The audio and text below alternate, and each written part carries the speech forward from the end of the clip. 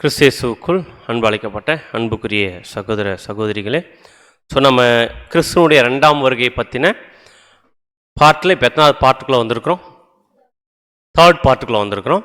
So 3rd 4th ஒன்றா நம்ம join பண்ணி பார்க்குறதுனால நமக்கு ரொம்ப டைம் ஷார்ட்டாக இருக்கிறதுனால கொஞ்சம் ஃபாஸ்ட்டாக நம்ம போகலாம்.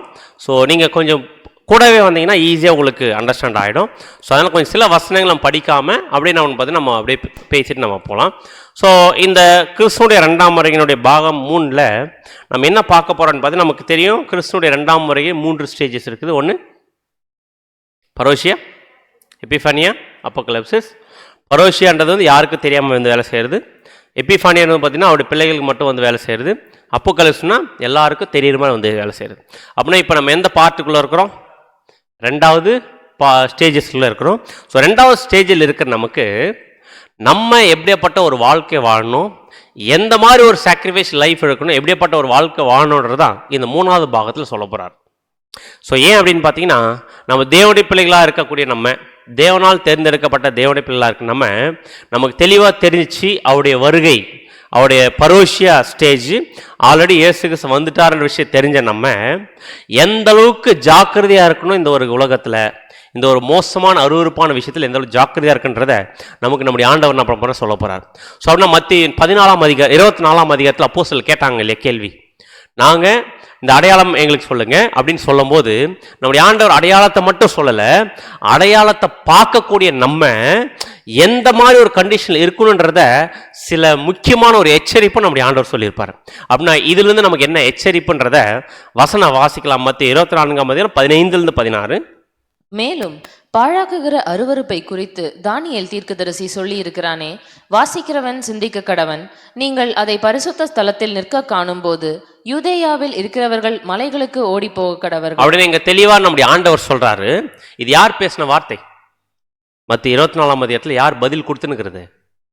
நம்முடைய ஆண்டவராக இயேசு கிறிஸ்து வாயிலிருந்து டைரக்டா வார்த்தை வருது. அது எவ்வளவு இம்பார்ட்டன்டான விஷயம். நம்முடைய ஆண்டவர் சொல்றாரு, மேலும் பாழாக்குகிற அருவருப்பை குறித்து தானியேல் தீர்க்க சொல்லியிருக்கிறார் இல்லையா, அதை படிக்கிறவங்க ரொம்ப சிந்திக்க கடவன். நீங்கள் அதை பரிசுத்த ஸ்தலத்தில் நிற்க காணும் போது, நீங்கள் அதை பரிசுத்த ஸ்தலத்தில் பார்த்தீங்கன்னா நீங்கள் நிற்காதீங்க, எங்க ஓடுங்க, மலைகளுக்கு ஓடுங்க. அப்படின்னா தானியேல் தீர்க்க சொன்ன அந்த பாழாக்கும் அருவருப்பு எது அப்படின்னு பார்த்தீங்கன்னா போன பாகத்தில் நாம் பார்த்தோம். அது எது? அன்றாட பலி நீக்கப்பட்டு பாழாக்கும் அருவருப்பு அப்படின்னு பார்த்தீங்கன்னா அந்த ஒரு போப்பு மார்க்கம் ஏற்படுத்திட்ட அந்த திருபலி அப்படின்னு கூடிய மோசமான ஒரு உபதேசத்தை கொண்டு வந்து வச்சுட்டு டெய்லி சாக்ரிஃபைஸ், டெய்லி அனுதினமும் தேவனுக்கு பிரியமான ஒரு வாழ்க்கையை வாழ்றத என்ன பண்ணிட்டான்னு பார்த்தீங்கன்னா எடுத்துட்டாங்க. அதான் நான் பார்க்குறோம். அனுதினமா இயேசு கிறிஸ்துவினுடைய அடிச்சுவரில் பின்பற்றக்கூடிய டெய்லி சாக்ரிஃபைஸை எடுத்து போட்டு பாழாக்குகிற அருவருப்பு எப்போ ஸ்தாபிச்சாங்க அப்படின்னு பார்த்தீங்கன்னா நம்ம பார்த்தது தான். ஜஸ்டினியன் ராஜா வந்து 539 வருஷம் போப்புக்கு மிகப்பெரிய ஒரு அதிகாரத்தை கொடுத்துட்டார். என்ன அதிகாரத்தை கொடுத்துட்டாருன்னு பார்த்தீங்கன்னா தலைமை மத ஆளுநர் கூடிய அதிகாரத்தை கொடுத்துட்டாரு. இந்த அதிகாரத்தை வாங்கின போப் மார்க்கம் 539க்கு அப்புறமா எதை வச்சுட்டாங்க உள்ள அப்படின்னு பார்த்தீங்கன்னா அன்றாட பலியை எடுத்து போட்டு, அதுக்கு முன்னாடி வரைக்கும் கிறிஸ்துவ பின்பற்றக்கூடிய டெய்லி சாக்ரிஃபைஸ் பண்ணக்கூடிய விஷயத்தை எடுத்து போட்டு பாழாக்குகிற அருவருப்பை ஸ்தாபிச்சிட்டாங்க. அந்த பாழாக்குகிற அருவருப்பை ஸ்தாபிச்சது மட்டும் இல்லாம என்ன பண்ணிட்டாங்க அப்படின்னு பார்த்தீங்கன்னா வசனம் வாசிக்கலாம். தானியேல் 7ஆம் அதிகாரம் 25ஆம் வசனம். உன்னதமானவருக்கு விரோதமாக வார்த்தைகளை பேசி உன்னதமானவருடைய பரிசுத்தவான்களை ஒடுக்கி காலங்களையும் பிரமாணங்களையும் மாற்ற நினைப்பான். அவர்கள் ஒரு காலங்களும் அரை காலமும் செல்லும் மட்டும் அவன் கையில். அப்படின்னா இந்த ஒரு போப்பு மார்க்கம், இந்த அந்தி கிறிஸ்து அமைப்பு வந்து என்ன பண்ணணும் பார்த்தீங்கன்னா காலங்களையும் பிரமாணங்களையும் என்ன பண்ணிடுவாங்களாமா, மாத்திடுவாங்களாமா. அப்ப கிறிஸ்து சொல்றாரு, இந்த மாதிரி காலங்களையும் பிரமாணங்களையும் மாற்ற நினைப்பான். அவங்க மாத்துறத நீங்க பார்த்தீங்கன்னா அந்த இடத்துல பண்ணாதீங்க, நிக்காதீங்க. அவன் நம்முடைய ஆண்டவர் சொன்ன அந்த சம்பவம் இன்னைக்கு இந்த அந்தி கிறிஸ்து அமைப்பு இருக்கக்கூடிய எல்லா இடத்துலயும் நடக்குதா இல்லையா? காலங்களையும் பிரமாணங்களையும் மாத்திட்டு இருக்கிறாங்க. இப்போ ஒரு கேள்வி, நம்முடைய பிதாவாகிய தேவனுக்கு விக்கிரக ஆராதனை பிடிக்குமா பிடிக்காதா? பிடிக்காது. அப்படின்னா இன்னைக்கு ஆர்சி ரோமன் கேத்தலிக்ல சிலை வழிபாடு இருக்கா இல்லையா? இருக்கு. அதே நேரத்தில் சிலை வழிபாடு மட்டும் இல்லை, அதே மாதிரி தவறான வழிபாட்டு முறைகள் இருக்கா இல்லையா? அந்த அம்மா யாரு? அந்த சிலை மேரி அவங்க நம்ம அந்தி கிறிஸ்து பாடத்திலே பார்த்துருப்போம். அந்த அம்மா கையில் ஒரு குழந்தை இருக்கு இல்லையா, இது யாருங்க? செமராமிஸ் தம்முஸ். அப்படின்னா இந்த செமராமிஸ் தம்முஸை வச்சுக்கிட்டு மேரி கிறிஸ்துன்னு சொல்லிட்டாங்க. அப்படின்னா இது தவறான வழிபாடா இல்லையா? இந்த சிலை வழிபாடு இது எங்க இருக்கு? இன்னைக்கு கத்தோலிக்க சர்ச்சில் இது இருக்கா இல்லையா? நம்ம எல்லாரும் காலையில் போயிட்டு வந்த சர்ச்சில் இருக்கா? ஒருவேளை நம்ம ரோமன் கேத்தலிக்ல இருந்தோம்னா கண்டிப்பா இதை பார்த்துருப்போம். இதை பார்த்தோன்னா நம்ம போற சர்ச்சில் இது இருக்குன்னா இம்மிடியட்டா அந்த இடத்த விட்டு ஓடுங்கன்றார் கிறிஸ்து. பாழாக்குகிற அருவருப்பு இதெல்லாம் நீங்க பார்த்தீங்கன்னா அங்க நிக்காதீங்க, ஓடிடுங்கன்றார். எங்க ஓடணுமாமா? அதான் சொல்றாரு, பாழாக்குகிற அருவருப்பு நீங்கள் அதை பரிசுத்த ஸ்தலத்தில் நிற்க காணும் போது யூதேயாவில் இருக்கிறவர்கள் என்ன பண்ணுங்க? ஓடுங்க. அப்படின்னா இது ரோமன் கேத்தலிக் மட்டும் பாழாக்குகிற அருவருப்பு நடக்குதா? இல்ல, புராட்டஸ்டன்ட் அமைப்பும் நடக்குது. இல்லாத அட்டுடியம் இல்ல. இப்ப அந்த போப்பு மார்க்கம் ரோமன் கேத்தலிக் மட்டும் இல்ல, இன்னைக்கு இருக்க மற்ற கிறிஸ்தவ மண்டலத்தில் நடக்கும் பார்த்தீங்கன்னா ஒரு அருவருப்பான விஷயம் நீங்க நடந்துட்டு இருக்குது. இதை பார்த்துட்டு இருக்கிற நம்ம சிஎஸ்ஐ ஆர்சி மட்டும் இல்ல, எல்லா பெண்டிகாஸ் சர்ச்சில், சிஎஸ்சி சர்ச்சில், இன்னைக்கு இருக்கிற எல்லா சர்ச்சிலுமே எது நடந்துன்னு பார்த்தீங்கன்னா பாழாக்குகிற அருவருப்பு நடந்துட்டு இருக்குது. இதை பார்த்தா என்ன பண்ணமாமா? எதை விட்டுட்டு? நம்ம போயிட்டு இருக்கிற சர்ச்சை விட்டுட்டு ஓடுங்க. எங்க ஓடணும்? மலைகளுக்கு ஓடணுமா? மலைக்கு இல்லை, மலைகளுக்கு. அப்படின்னா நமக்கு 2 மலை இருக்குது, அந்த மலைக்கு ஓடிடுங்கிட்டார். அப்படின்னா இந்த காஞ்சிபுரத்தில் மலைகள் எதனா இருக்குதா? அங்கே ஓட சொல்கிறாரா அப்படின்னு பார்த்தீங்கன்னா பைபிளில் இந்த அருவருப்பான விஷயத்தை பார்த்தா அங்கே போகாதீங்க, ஓடுங்க 2 மலைக்கிட்ட. ஒரு மலை யாருன்னு பார்த்தீங்கன்னா வசனம் வாசிக்கலாம். ஏசாயா 26:4. கர்த்தரை என்றென்றைக்கும் நம்புங்கள், கர்த்தராகிய யெகோவா நித்திய கன்மலையாய். அப்படின்னா மலை, முதல் கல்மலை யாருன்னு பார்த்தீங்கன்னா நம்முடைய பிதாவாகிய தேவன். அவர் முதல் கல்மலை. அடுத்தது இன்னொரு கண்மலை இருக்குது. அவர் யாரு?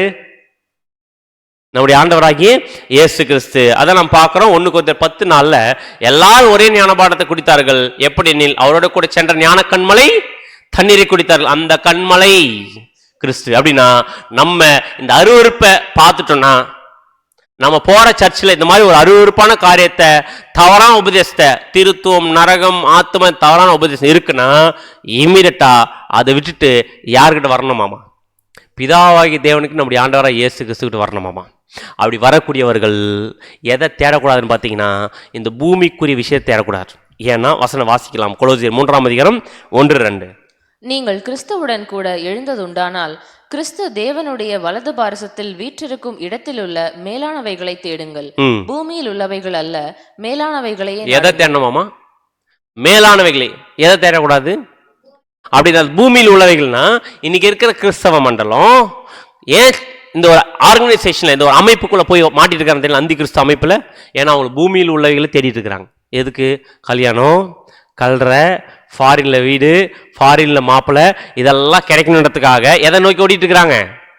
பூமிக்குரிய விஷயத்தை ஓடி இருக்கிறாங்க. அதெல்லாம் தூக்கி வீசிட்டு எங்க ஓடுங்க? மேலானவைகள் நாடி ஓடுங்க. அந்த மேலானவை நாடி ஓடும் போது எங்க மேலானவைகளுக்கு ஏற்ற ஒரு சத்தியம் கிடைக்குதோ அந்த இடத்துல போய் சேருங்க சொல்றாரு. இப்ப என்னுடைய கேள்வி, ஓட ஆரம்பிச்சிட்டீங்களா?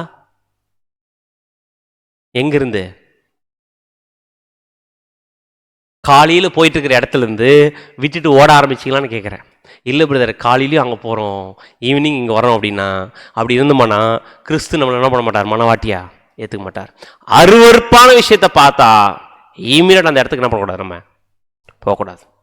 இமீடியட்டா எங்க சரியான சத்தியம் இருக்குதோ, பிரதர்ஸ் எங்க சரியான சத்தியம் இருக்குதோ சொல்லுங்க, நாங்க அங்க வரோம்.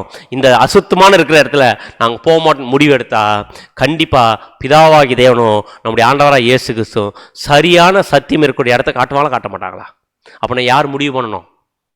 நம்ம முடிவு பண்ணணும். ஒருவேளை ஓடத்துக்கு நம்ம லேட் பண்ணிட்டு இருந்தோம்னு வச்சுக்கங்க, விட்டுட்டு வரத்துக்கு லேட் பண்ணியிருந்தோன்னா இன்னொரு எச்சரிப்பு கொடுக்குறார் நம்முடைய ஆண்டவர். என்ன எச்சரிப்பு கொடுக்குறாருன்னா, ஓடுறதுன்னு முடிவு பண்ணிட்டா லேட் பண்ணாதீங்க, ஒரு காலப்பகுதிக்குள்ள ஓடிடுங்கட்டார். அது எந்த காலப்பகுதின்னு பார்த்தீங்கன்னா மத்திய 24:20.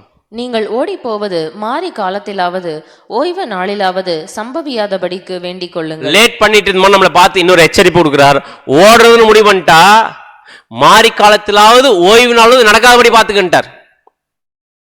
அப்படின்னா நம்ம ஓடுறோம் பார்த்தீங்களா, ஓடுறோன்னா இந்த ஒரு அசுத்தமான மோசமான அருவருப்பான இந்த ஒரு இடத்துல இருந்து நாம சத்தியத்தை நோக்கி வர்றது எதுக்குள்ள வந்துருங்கன்றாரு. மாரி காலத்துல ஓய்வு நாள்ல சம்பவியாதபடி பாத்துங்கன்றார். ஒருவேளை அப்படி லேட் ஆகி நம்ம அங்க மாட்டிக்கிட்டோம்னா, மாரி காலத்துல ஓய்வு நாள்ல மாட்டிக்கிட்டோம்னா நம்ம சபையாக முடியாது. ஏன்னா ஏன் மாரி காலத்தில் நடக்கூடாதுன்னு சொல்லிக்கிறார்? மாரி காலம் என்ன அர்த்தம்? மழைக்காலம். அப்படின்னா மழைக்காலத்துக்கு முன்னாடி என்ன காலம் வரும்? வெயில் காலத்துக்கு தான் என்ன பேர் அப்படின்னு பார்த்தீங்கன்னா, மாரி காலத்துக்கு முன்னாடி கோடைக்காலம். அப்படின்னா மாரி காலத்தில் நடக்காத மாதிரி பார்த்துக்கங்கன்னா எதிலே ஓடிடுங்கன்றாரு? கோடை காலத்தில் ஓடிடுறார். ஏன் கோடை காலத்தில் ஓடணும் அப்படின்னு பார்த்தீங்கன்னா, கோடை காலத்துல தான் அறுவடை நடக்கும். அப்படின்னா அறுவடை என்ன அறுவடை நடந்துட்டு இருக்குது? இப்போ என்ன அறுவடை பண்ணுகிறார் இயேசு கிறிஸ்து? என்ன அறுவடை பண்ணிருக்காருன்னு பார்த்தீங்கன்னா, 2ஆம் அறுவடை பண்ணிருக்கிறார். 3 அறுவடை சப்ஜெக்ட் கேட்டோமா? அதுல முதல் அறுவடை யூதர்கள் மத்தியில் நடந்துச்சா? இப்ப எத்தனாவது அறுவடை போயிட்டு இருக்குது? 2ஆம் அறுவடை போயிட்டு இருக்குது. இந்த 2ஆம் அறுவடை மணவாட்டியமா கோதுமை செடியா மாறக்கூடிய அந்த வாய்ப்பு இப்பதான் இருக்குது. இது கோடை காலம். இந்த கோடை காலத்தில் சத்தியத்தை கொடுத்துருக்கார். ஏன்னா நம் மணவாட்டிய அறுவடை ஆகிறதுக்கு ஒருவேளை இந்த கோடை காலத்தில் மிஸ் பண்ணிட்டோம்னா அடுத்து என்ன காலம் வந்துடும்? மாரி காலம் வந்துடும்.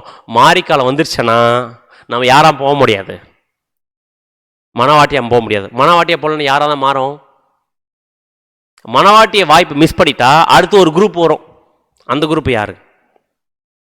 சபை பாடத்தில் கேட்டோமா? சபை வாய்ப்பை மிஸ் பண்ணவங்களுக்கு இன்னொன்னு பேருங்க திரள் கூட்டம். அப்படின்னா கோடை காலத்தில் நம்ம சபை ஆயிட்டோம்னா தப்பிச்சோம். கோடை காலத்துல அறுவடை காலத்துல சபை ஆகலன்னு வச்சுங்க, மிஸ் பண்ணிட்டோம்னா பாட்டு பாடுவாங்க ஒரு குரூப், திரள் கூட்டம். என்ன பாட்டு பாடுவாங்க தெரியுங்களா? வசனம் வாசிக்கலாம். எரேமியா 8ஆம் அதிகாரம் 20ஆம் வசனம்.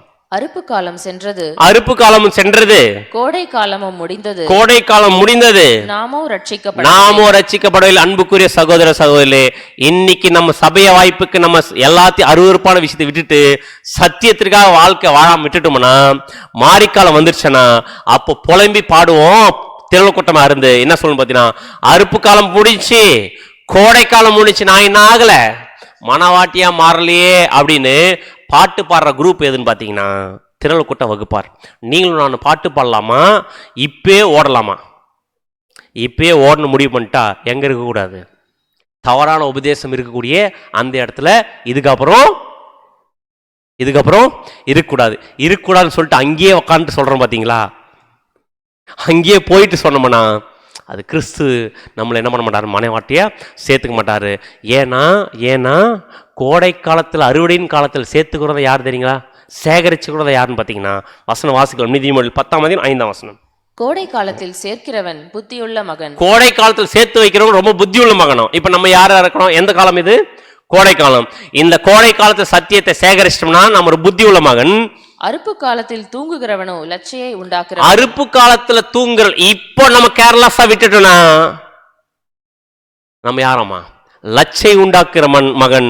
ஒருவேளை அந்த கோடைக்காலம் முடிஞ்சதுக்கு அப்புறமா ஏன்னா சேகரிக்கணும் எனக்கு வேணும்னு கேட்டா என்ன ஆகுமாமா? அப்படியே வாசிக்க 20ஆம் அதிகாரம் 4ஆம் வசனம் நீதிமொழிகள். சோம்பேறி குளிர்கிறது என்று உழமாட்டான். இப்போ நம்ம கேர்லெஸ்ஸா இருந்துட்டோம்னா அறுப்பிலே பிச்சை கேட்டாலும் அவனுக்கு ஒன்றும் கிடையாது. அதுக்கப்புறம் நம்ம போயிட்டு ஓடி பிரதர், நான் இங்க சொன்ன மாதிரியே மிகப்பெரிய உபத்திரம் ஸ்டார்ட் ஆயிடுச்சு, ஆனா எனக்கு இந்த சத்தியத்தை கேட்கணும் வாஞ்சியா இருக்குது, இந்த ஒரு ஜலால் ஹால்ல இது மாதிரி ஒரு மீட்டிங் போடுவீங்களான்னு கேட்டா போட மாட்டாங்க. ஏன் போட மாட்டாங்க அப்படின்னு பாத்தீங்கன்னா, சபை வாய்ப்பு முடிஞ்சுன்னா இதுக்கப்புறம் மீட்டிங் தேவையா? மீட்டிங் தேவையில்லை. எதுக்கு இப்போ மீட்டிங் கொடுத்துருக்கிறாரு? எதுக்குன்னு சத்தியத்தை நம்முடைய ஆண்டவர் வந்து பரிமாறுக்கிறார். யாருன்னு பார்த்தீங்கன்னா அவருடைய மனவாட்டியா மாறத்துக்கு மட்டும்தான். மனவாட்டி முடிஞ்சனா இந்த இடத்துல வந்து பார்த்தா ஹால் காலியாக இருக்கும், மீட்டிங்லாம் நடக்காது. அப்படின்னா எப்பயே சேகரிச்சுக்கணும்.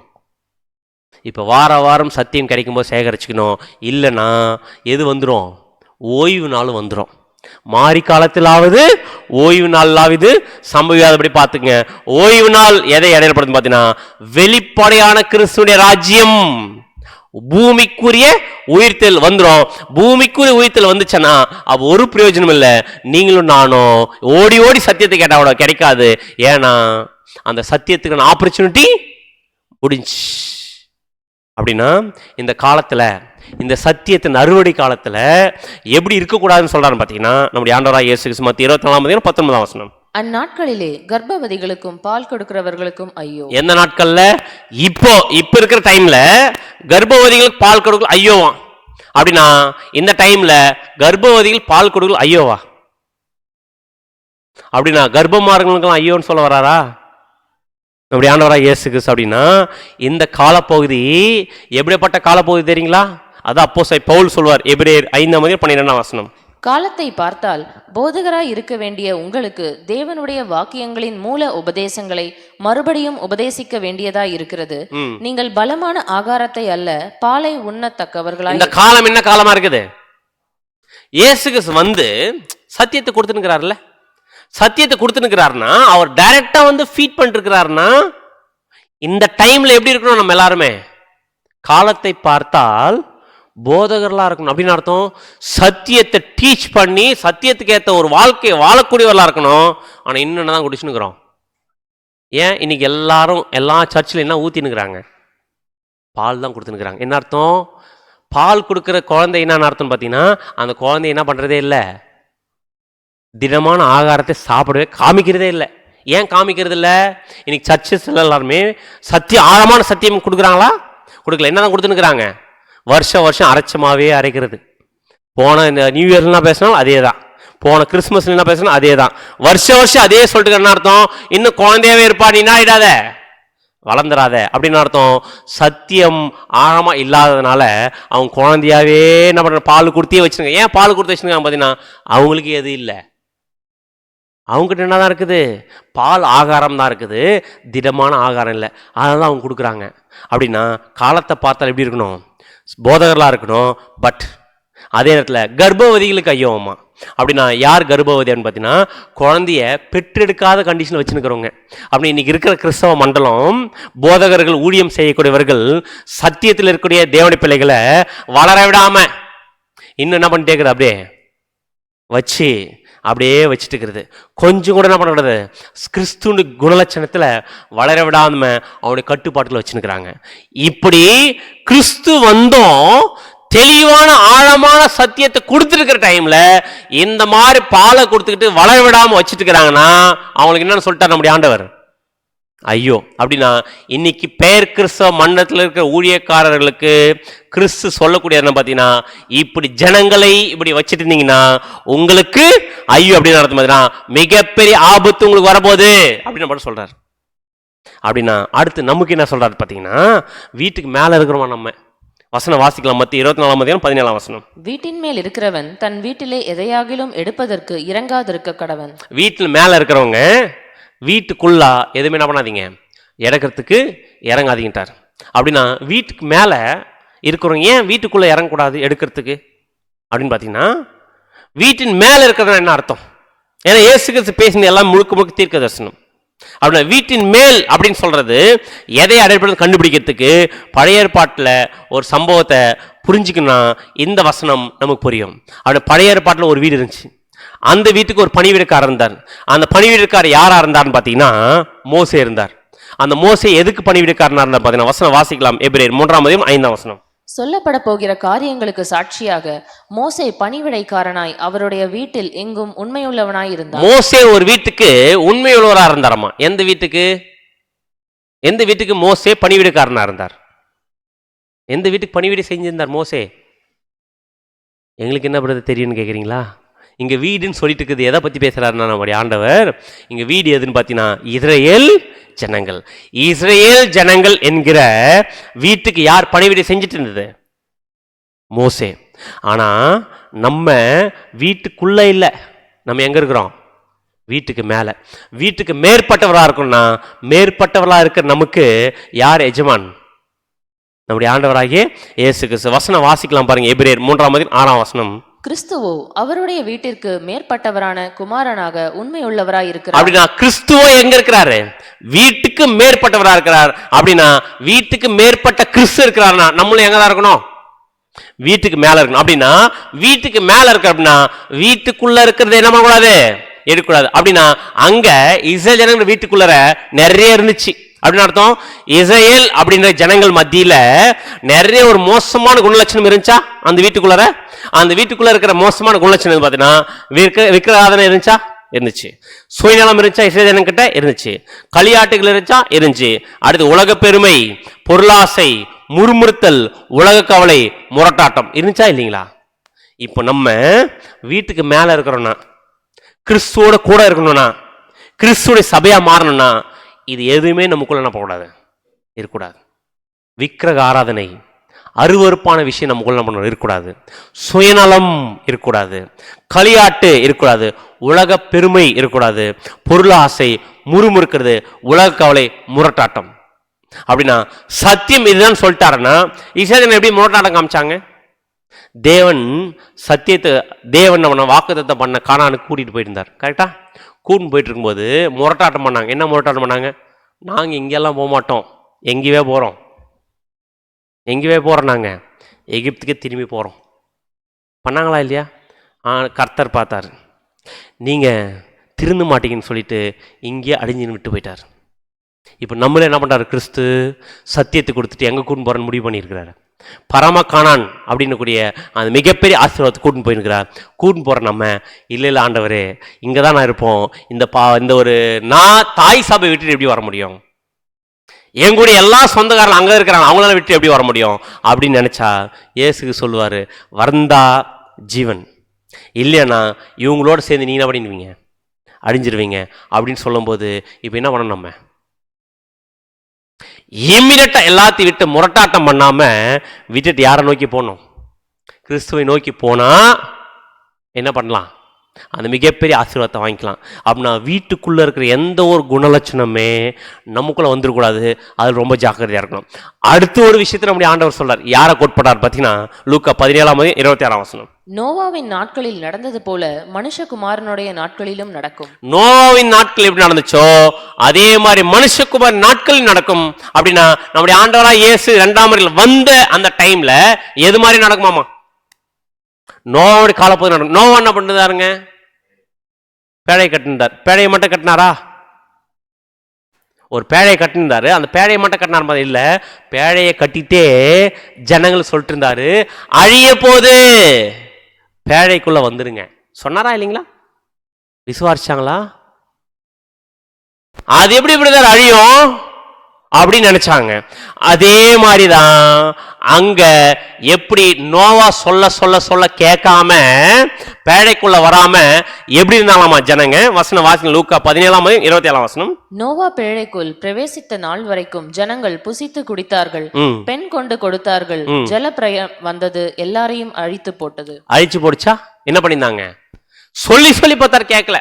அவங்க இஷ்டம் போல பெண் கொண்டு கொடுத்தார்கள், புசித்தார்கள், குடித்தார்கள். அப்படின்னு அர்த்தம் ஆஸ் யூஷுவல் நார்மல் லைஃப் வாழ்ந்துருந்தாங்க. அவர் அழிய போதுன்னு சொன்னா கூட என்ன பண்ணல, அதுக்கு கொடுக்கல. ஆனா கப்பல் கட்டினிருந்தார். அந்த கப்பலுக்குள்ள வந்துட்டா தப்பிச்சுக்குன்னு சொன்னார். என்ன பண்ணல, வரல. அது எப்படி நோ நாட்கள் மாதிரி மனுஷகுமார் நாட்கள் நடக்குமா? அப்படின்னா மனுஷகுமார் வந்துட்டாரா 1874 வந்துட்டாருன்னா இப்போ அவரும் ஒரு கப்பல் கட்டுங்கிறார். என்ன கப்பல்? விசுவாச கப்பல் கட்டுங்கிறாரு.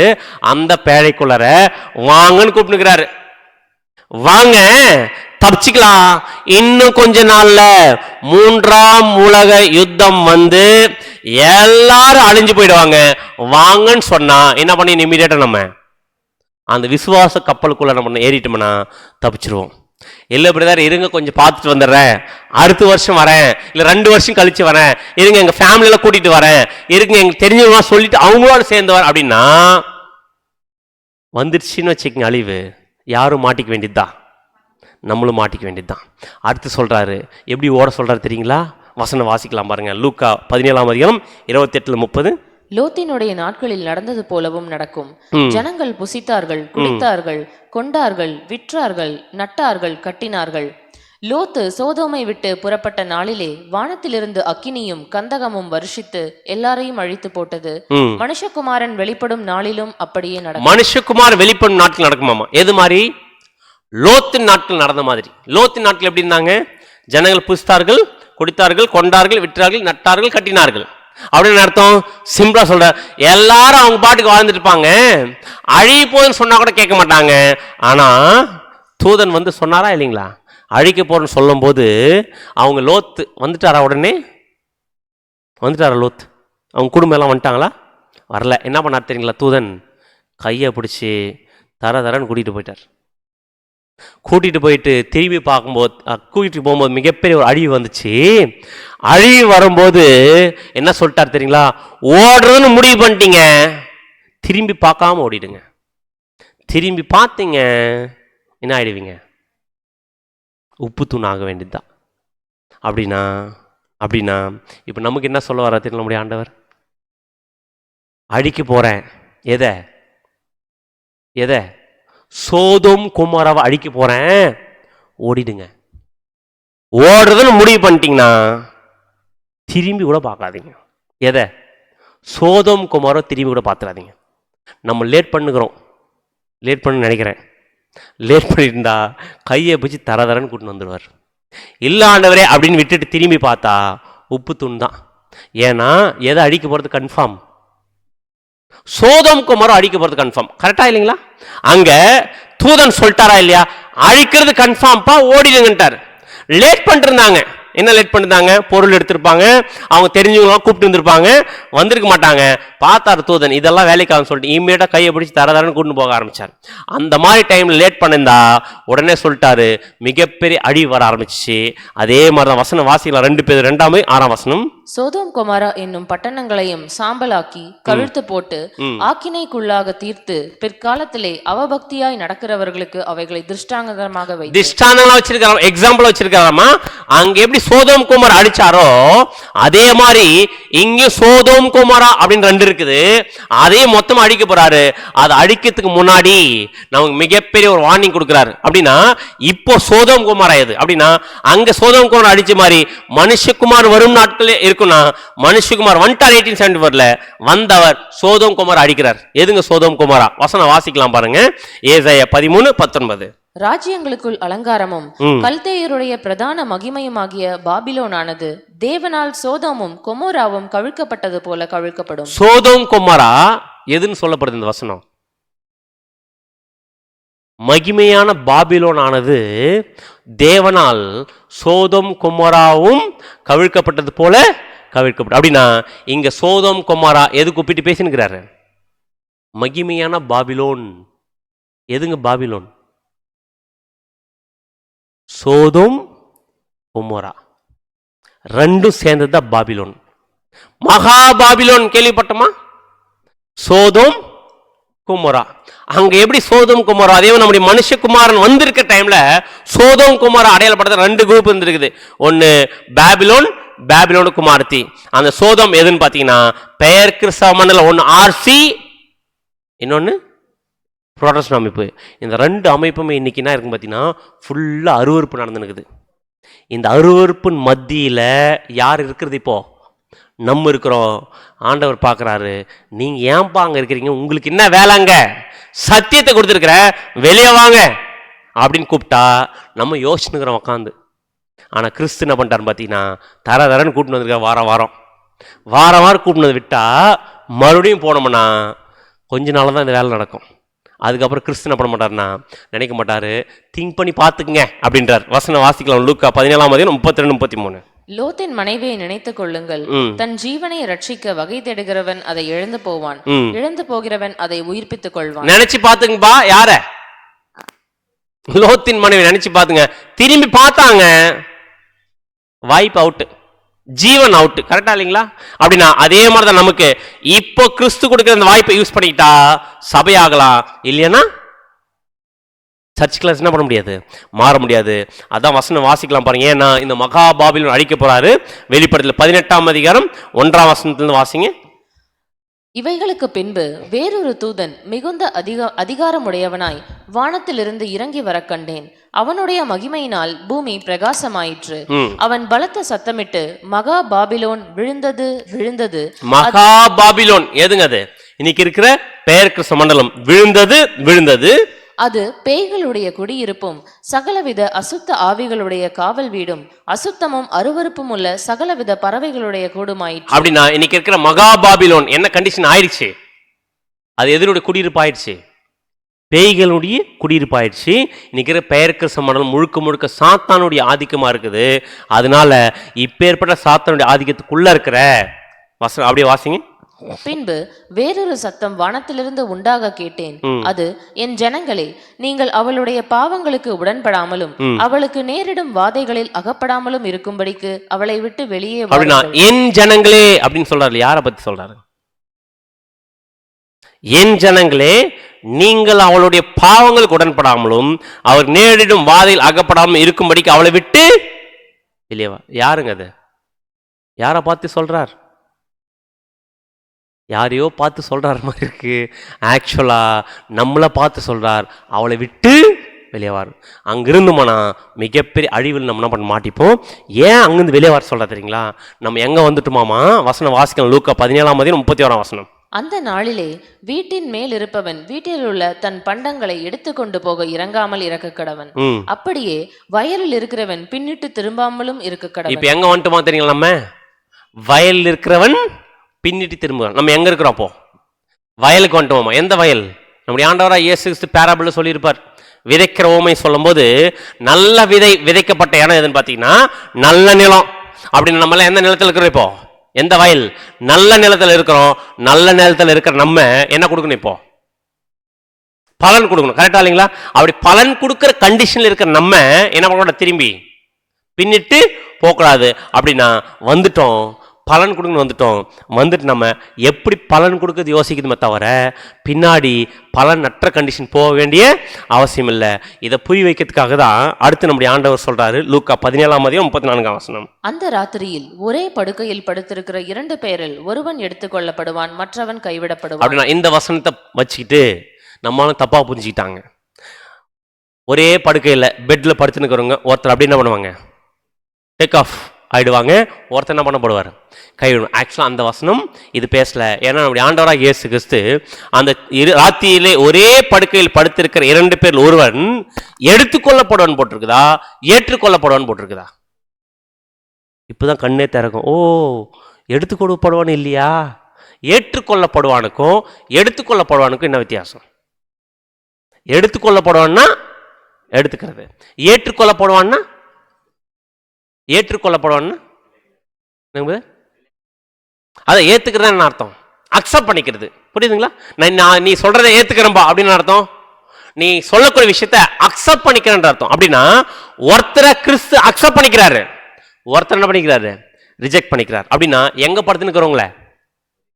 பெட்ல படுத்துனுக்கிறவங்கள, படுக்கையில் படுத்துனுக்கிற 2 பேர்ல ஒருத்தரை தான் அக்செப்ட் பண்ண வராமா, ஒருத்தர் ரிஜெக்ட் பண்ண வராமா? அப்படின்னா எப்போ படுக்கைக்குள்ள படுப்போம்? நம்ம படுக்கைக்கு போறோம்னா என்ன அர்த்தம்? தூங்குறதுக்கு. அப்படின்னா எப்போ பெட்ல போய் படுப்போம்னு பார்த்தீங்கன்னா ஒரு இலைப்பாறுதல். கரெக்டா? நமக்கு ஒரு இலைப்பாறுதல் வேணும்னா போய் படுக்க போவோம், ரெஸ்ட் எடுப்போம். அப்படின்னா ரெஸ்ட் எடுக்கிற 2 பேர்ல ஒருத்தரை கிறிஸ்து அக்செப்ட் பண்ணி பாராமா, இன்னொருத்தர் ரிஜெக்ட் பண்ண வராமா? அப்படின்னா ரெஸ்ட் எடுக்கிறது எது அப்படின்னு பார்த்தீங்கன்னா லிட்டரலா ரெஸ்ட் எடுக்கிறது இல்லை. நம்ம சத்தியத்தில் இருக்கிற தேவனுடைய பிள்ளைகள் ரெஸ்ட் கொடுக்குறது எதுமா? நமக்கு வசனம் வாசிக்கலாம் பாருங்க. எபிரேயர் 4:1 வசனம். ஆனபடியினாலே அவருடைய இலைப்பாறுதலில் பிரவேசிப்பதற்கு ஏதுவான வாக்குத்தத்தம் நமக்கு உண்டாயிருக்க போதும். அப்படின்னா நமக்கு இலைப்பாறுதல் கொடுக்கிறது எதாமா? வாக்குத்தத்தங்கள். எது வாக்குத்தத்தங்கள்? சத்திய வசனம் தான் ப்ராமிஸ். நம்ம கரெக்டா? இந்த ப்ராமிஸ்ல அதற்கேற்ற ஒரு வாழ்க்கை வாழ்ந்தா, நமக்கு கொடுக்கப்பட்ட வாக்குத்தத்துக்கு ஏற்ற ஒரு வாழ்க்கை வாழ்ந்தா நம்ம எப்படி இருக்கலாம்? இலைப்பாறுதலுக்குள்ள பிரவேசிக்க முடியும். அப்படின்னா அந்த வாக்குத்தத்துக்கு உரிய வாழ்க்கையை நம்ம வாழலனா, கிறிஸ்து கொடுக்கக்கூடிய அந்த சத்தியத்துக்கு ஏற்ற ஒரு வாழ்க்கை வாழனா இலைப்பாறுதல் பிரவேசிக்க முடியுமா? அப்படின்னா யார் இந்த இலைப்பாறுதலுக்குரிய அந்த ப்ராமிஸை வாங்குறாங்களோ, வாங்குற எல்லாருமே அக்செப்ட் பண்ணிக்க மாட்டாரு. இந்த சத்தியத்தை கேட்கிற எல்லாருமே அந்த ஆசீர்வாதத்துக்கு போக முடியாது. இந்த சத்தியத்தை வாங்கினவங்க, அந்த ப்ராமிஸ்க்கு ஏற்ற ஒரு வாழ்க்கை யார் வாழ்றாங்களோ அவங்களதான் கிறிஸ்து என்ன பண்ணுவார்? அக்செப்ட் பண்ணிப்பார். வாழ்க்கை வாழாதவங்களுக்கு கிறிஸ்து என்ன பண்ண மாட்டாரு? ரிஜெக்ட் பண்ணிடுவார். இப்போ நீங்களும் நானும் கேட்குற சத்தியத்துக்கு, ப்ராமிஸ்க்கு கீழ்ப்படிலாமா, ஜஸ்ட் கேட்டு விட்டு போலாமா? ஜஸ்ட் கேட்டு விட்டு போயிட்டா கிறிஸ்து விட்டுருவார். அதுக்கேற்ற ஒரு வாழ்க்கை வாழ்ந்தா அவர் கூட என்ன பண்ண முடியும்? போய் சேர முடியும். வசனம் வாசிக்கலாம். எபிரேயர் 4:2 வசனம். ஏனெனில் சுவிசேஷம் அவர்களுக்கு அறிவிக்கப்பட்டது போல நமக்கும் அறிவிக்கப்பட்டது. கேட்டவர்கள் விசுவாசம் இல்லாமல் கேட்டபடியினால் அவர்கள் கேட்ட வசனம் அவர்களுக்கு பிரயோஜனப்படவில்லை. பாத்தீங்களா? அப்படின்னா இந்த சத்தியத்தை வார வாரம் எவ்வளவு பேர் கேட்டிருந்தாங்க தெரியுங்களா? எவ்வளவு பேர் கேட்டிருந்தாங்க? 21 பேர் கேட்டிருந்தாங்க. இன்னைக்கு எத்தனை பேர் இருக்கிறோம்? எத்தனை பேர் இருக்கிறோம்? 4 பார்ட்டுக்கு, செகண்ட் கமிங் 4 பார்ட்டுக்கு எத்தனை பேர் இருக்கிறோம்? 4 பேர் தான் இருக்கிறோம். ஏன் அப்படின்னு பார்த்தீங்கன்னா, சுவிசேஷம் அவர்களுக்கு அறிவிக்கப்பட்ட போது, அவருக்கு அறிவிக்கப்பட்ட நமக்கு என்ன பண்ணப்பட்டுச்சு? அறிவிக்கப்பட்டுச்சு. கேட்டவர்கள் விசுவாசம் இல்லாமல் கேட்டபடினால் அவள் கேட்ட வசனம் அவருக்குள்ள என்ன பண்ணல? பிரயோஜனம் பண்ணல. நமக்குள்ள பிரயோஜனம் பட்டுச்சா? பிரயோஜனம் பட்டுச்சா இல்லையான்னு இன்னைக்கு தெரியாது. இதுக்கப்புறம் நம்ம வாழ்ற வாழ்க்கை சத்தியத்தை நம்ம கீழ்ப்படிதை வச்சு என்ன பண்ணிக்கலாம்? தெரிஞ்சுக்கலாம். வசனம் வாசிக்கலாம். 3ஆம் வசனம்.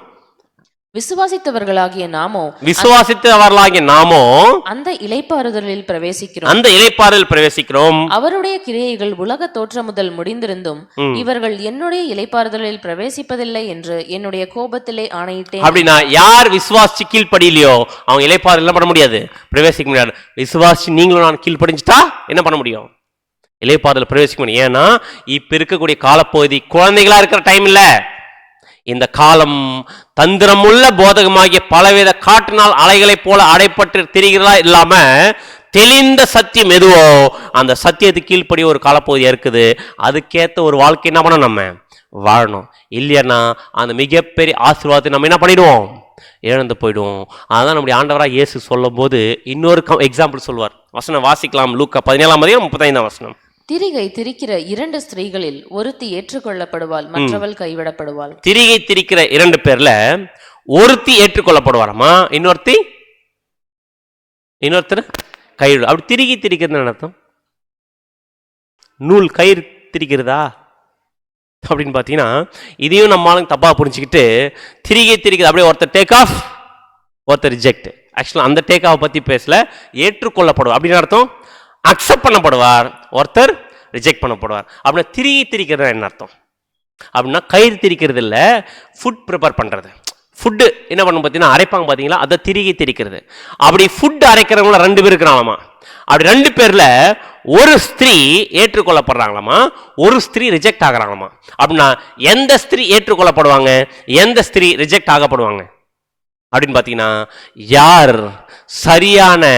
சரியான சத்தியத்தை அரைச்சி. ஏன் இந்த திரிகை திரிக்க சொல்லிக்கிற பார்த்தீங்கன்னா, திரிகை திரிக்கூடிய ஸ்திரீகள் மாவை அரைச்சி அதில் வரக்கூடிய ஃபுட் எடுத்து என்ன பண்ணுவாங்க? அவங்க சாப்பிடுவாங்க. அப்படின்னா எந்த ஸ்திரீ சத்திய வசனம் என்கிற ஆகாரத்தை சரியா அரைச்சி சரியா சாப்பிட்டு சரியான குணலட்சணம் காமிக்குதோ அந்த ஸ்திரீ அக்செப்ட் பண்ணப்படுவாங்க. இன்னொரு ஸ்திரீ இருக்கிறாங்க. எந்த ஸ்திரீ அப்படின்னு பார்த்தீங்கன்னா, கற்பில்லாத கன்னிகை. கற்புள்ள கன்னிகை, கற்பில்லாத கன்னிகை இருக்காங்களா? கற்புள்ள கன்னிகை என்கிற ஸ்திரீ சத்தியம் என்கிற மாவை, சத்தியம் என்கிற சத்தியத்தை அரைச்சி நல்லா சாப்பிட்டு கேரக்டர் காமிப்பாங்க. ஆனா இந்த ஒரு மகாபாபிலோன் அந்த ஸ்திரீ அரைக்கிற ஃபுட்டே மோசமான ஃபுட்டு. அதை சாப்பிட்டா என்ன பண்ண முடியாது? அந்த ஃபுட்டை நம்ம சாப்பிட்டா நம்ம கிறிஸ்துவோட மனவாட்டியா மாற முடியாது, நம்ம ரிஜெக்ட். ஆனால் வாரம் கேட்குற சத்தியத்தை சாப்பிட்டா மனவாட்டியா மாற முடியும். அதான் சொல்லும் போது இதை பேசி முடிச்சுட்டு கிறிஸ்து ஒரு ஸ்டேட்மெண்ட்டோட முடிச்சிருவார். என்ன சொல்லி முடிச்சிருவாருன்னு பார்த்தீங்கன்னா, லூக்கா 17:37 வசனம். அவர்கள் அவருக்கு பிரதியுத்தரமாக, எங்கே ஆண்டவரே என்றார்கள். அதற்கு அவர், பிணம் எங்கேயோ அங்கே கழுகுகள் வந்து கூடும். என்ன சொல்லிட்டார் பார்த்தீங்கன்னா, எங்க ஆண்டவரேன்னு சீஷல் கேட்டோடனே நம்முடைய ஆண்டவர் பதில் சொல்ல, பிணம் எங்கேயோ அங்கே கழுகுகள் வந்து கூடும்ட்டார். பிணம் எங்க இருக்குதோ அங்கே கழுகுகள் வந்து கூடுமாமா. ஏன் நம்முடைய ஆண்டவர் இந்த பதில சம்பந்தம் இல்லாத மாதிரி சொன்ன மாதிரி இருக்குது? அவங்க கேட்ட கான்டெக்ட் என்ன வேற ஒரு விஷயம். ஆனால் கிறிஸ்து சொல்றாரு, பிணம் எங்கேயோ அரைக்கிறத பத்தி பேசி நின்றுட்டு பிணம் எங்கேயோ அங்கே கழுகுகள் வந்து கூடுன்ட்டார்.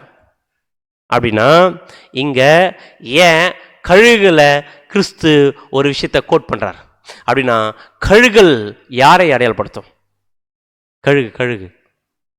கழுகு யாரை அடையாளப்படுத்தும் கண்டுபிடிக்கணும்னா, கழுகு எப்படியாப்பட்ட கேரக்டர் இருக்குன்னு கண்டுபிடிக்கணும். கரெக்டா? கழுகு எங்க கூட்டை கட்டும்? வசனம் வாசிக்கலாம் பாருங்க. யோபு 39:39 27-28 வரைக்கும். உன் கற்பனையினாலே கழுகு உயர பறந்து உயரத்திலே தன் கூட்டை கட்டுமோ? அது கண்மலையிலும் கண்மலையின் சிகரத்திலும் அரணான ஸ்தலத்திலும் தங்கி வாசம் பண்ணும். அப்படின்னா கழுகு எங்கதான் கூட்டை கட்டுமாமா? எங்கதான் கட்டுமாமா? அது கண்மலையிலும் கண்மலையின் சிகரத்தில் தான் வீடு கட்டுமா. அப்படின்னா கழுகு எங்க தான் வீடு கட்டுன்னு பார்த்தீங்கன்னா அது குடியிருப்பு எங்க தான் வச்சுக்குமாமா, கண்மலையில் தான் வைக்குமாமா. அப்படின்னா கண்மலை யாரை அடையாளப்படுத்தும்? நம்முடைய ஆண்டவராகிய இயேசு கிறிஸ்து. நம்முடைய ஆண்டவராகிய இயேசு கிறிஸ்துவை அடைக்கலமா வச்சிருக்கிறவங்க, நம்முடைய ஆண்டவராகிய இயேசு கிறிஸ்துவ தன்னுடைய குடியிருப்பா வச்சுக்கிறவங்க தான் யாருன்னு பார்த்தீங்கன்னா கழுகுகள். அப்படின்னா இது யாரை அடையாளப்படுத்தும்? எங்கேயோ போற மாதிரி இருக்கு சப்ஜெக்ட், ஆனா கடைசியில் எங்க வந்துருதுன்னு பார்த்தீங்கன்னா அந்த கழுகுகள் வேற யாரும் இல்லை, நம்மளை தான் அடையாளப்படுத்துது. ஏன்னா உண்மையான ஃபர்ஸ்ட் பாயிண்ட் பார்த்தீங்க இல்லையா, ஓடுறவங்க எங்க ஓடுங்க? மலைகளுக்கு ஓடுங்க. எந்த மலை? கண்மலை, நித்திய கண்மலை பிதாவாகிய தேவன், ஞான கண்மை நம்முடைய ஆண்டவராகிய இயேசு கிறிஸ்து. அப்படின்னா கழுகுகளா நம்ம இருந்தோம்னா எங்கதான் வீடை கட்டுவோம்? நம்முடைய குடியிருப்பு அங்கதான் இருக்கும். அப்படி ஒருவேளை நீங்களும் நானும் கழுகுகளா இருந்தா எப்படிப்பட்ட ஒரு வாழ்க்கை வாழ்வாங்களாமா? வசனம் வாசிக்கலாம். ஏசாயா 33:15-16. நீதியாய் நடந்து செம்மையானவைகளை பேசி. நீதியாய் நடந்துனா சத்தியத்துக்கு ஏத்த மாதிரி நடந்து, செம்மையானவைகளை பேசி அப்படின்னு அர்த்தம். சத்தியத்தையே பேசி, இடுக்கண் செய்வதால் வரும் ஆதாயத்தை வெறுத்து, தவறான மூலமா வரக்கூடிய ஆதாயத்தை வெறுத்து, பரிதானங்களை வாங்காதபடிக்கு உன் கைகளை உதறி, ரத்தம் சிந்துவதற்கான யோசனைகளை கேளாதபடிக்கு தன் செவியை அடைத்து, பொல்லாப்பை காணாதபடிக்கு தன் கண்களை மூடுகிறவன். அசத்தியத்திற்கு என்ன பண்ண மாட்டான்? கழுகுகளா இருக்கிறவங்க, கண்மலையில கூட்ட கட்டுக்கிற கழுகுகளா இருந்தா அசத்தியமான சத்தியத்துக்கு என்ன பண்ண மாட்டாங்க? செவியை அடைச்சிப்பாங்க. அதே நேரத்தில் பொல்லாப்பு காணாதபடிக்கு தன் கண்களை மூடுகிறவனா எவனோ அவன் உயர்ந்த இடங்களில் வாசம் பண்ணுவான். கண்மலையின் அரண்கள் அவனுக்கு உயர்ந்த அடைக்கலமாகும். அவன் அப்பம் அவன் கொடுக்கப்படும், அவன் தண்ணீர் அவன் நிச்சயமாய் கொடுக்க. அப்படின்னா உண்மையான கழுகா நீங்களும் நான் இருந்துட்டா நமக்கு தேவையான அப்பம் எது? சத்தியம் நமக்கு கண்டிப்பா தேவன் கொடுப்பார். அதே நேரத்தில் தண்ணீர் எதுன்னு பார்த்தீங்கன்னா தெளிவான ட்ரூத்து, கிளியரான ட்ரூத்தை நிச்சயமா நமக்கு வந்து சேரும். அதை பத்தி நம்ம கவலைப்பட வேண்டிய அவசியம் இல்லை. இப்படி சத்தியத்தை சரியா புரிஞ்சுக்கிட்டு சாப்பிடக்கூடிய கழுகுகளா இருந்தா இந்த சத்தியத்திற்காக வாழ்க்கை வாழும்போது போராட்டம் உபத்தில் வருமா வராதா? வரும். இன்னைக்கே போய் நம்ம சத்தியத்திற்காக நம்ம நிற்கும் போது, சத்தியத்திற்காக நம்ம வாழ்க்கை வாழும்போது, பெயர் சபையிலுக்கு தவறான விஷயத்தை விட்டுட்டு வரும்போது நம்மளை சரிங்க பிரதர் நீங்க போங்கன்னு விட்டுருவாங்களா? விடமாட்டாங்க. கண்டிப்பா மிகப்பெரிய பிரச்சனை வரும். பிரச்சனை வந்தா கூட ஒரு உண்மையான கழுகுகளா இருந்தா இதனால சத்தியத்துக்காக வாழ்ற வாழ்க்கையில ஓடக்கூடிய ஓட்டத்துல அவங்களுக்கு என்ன வந்துடாது தெரியுங்களா? வசனம் வாசிக்கலாமா? ஏசாயா 40:31.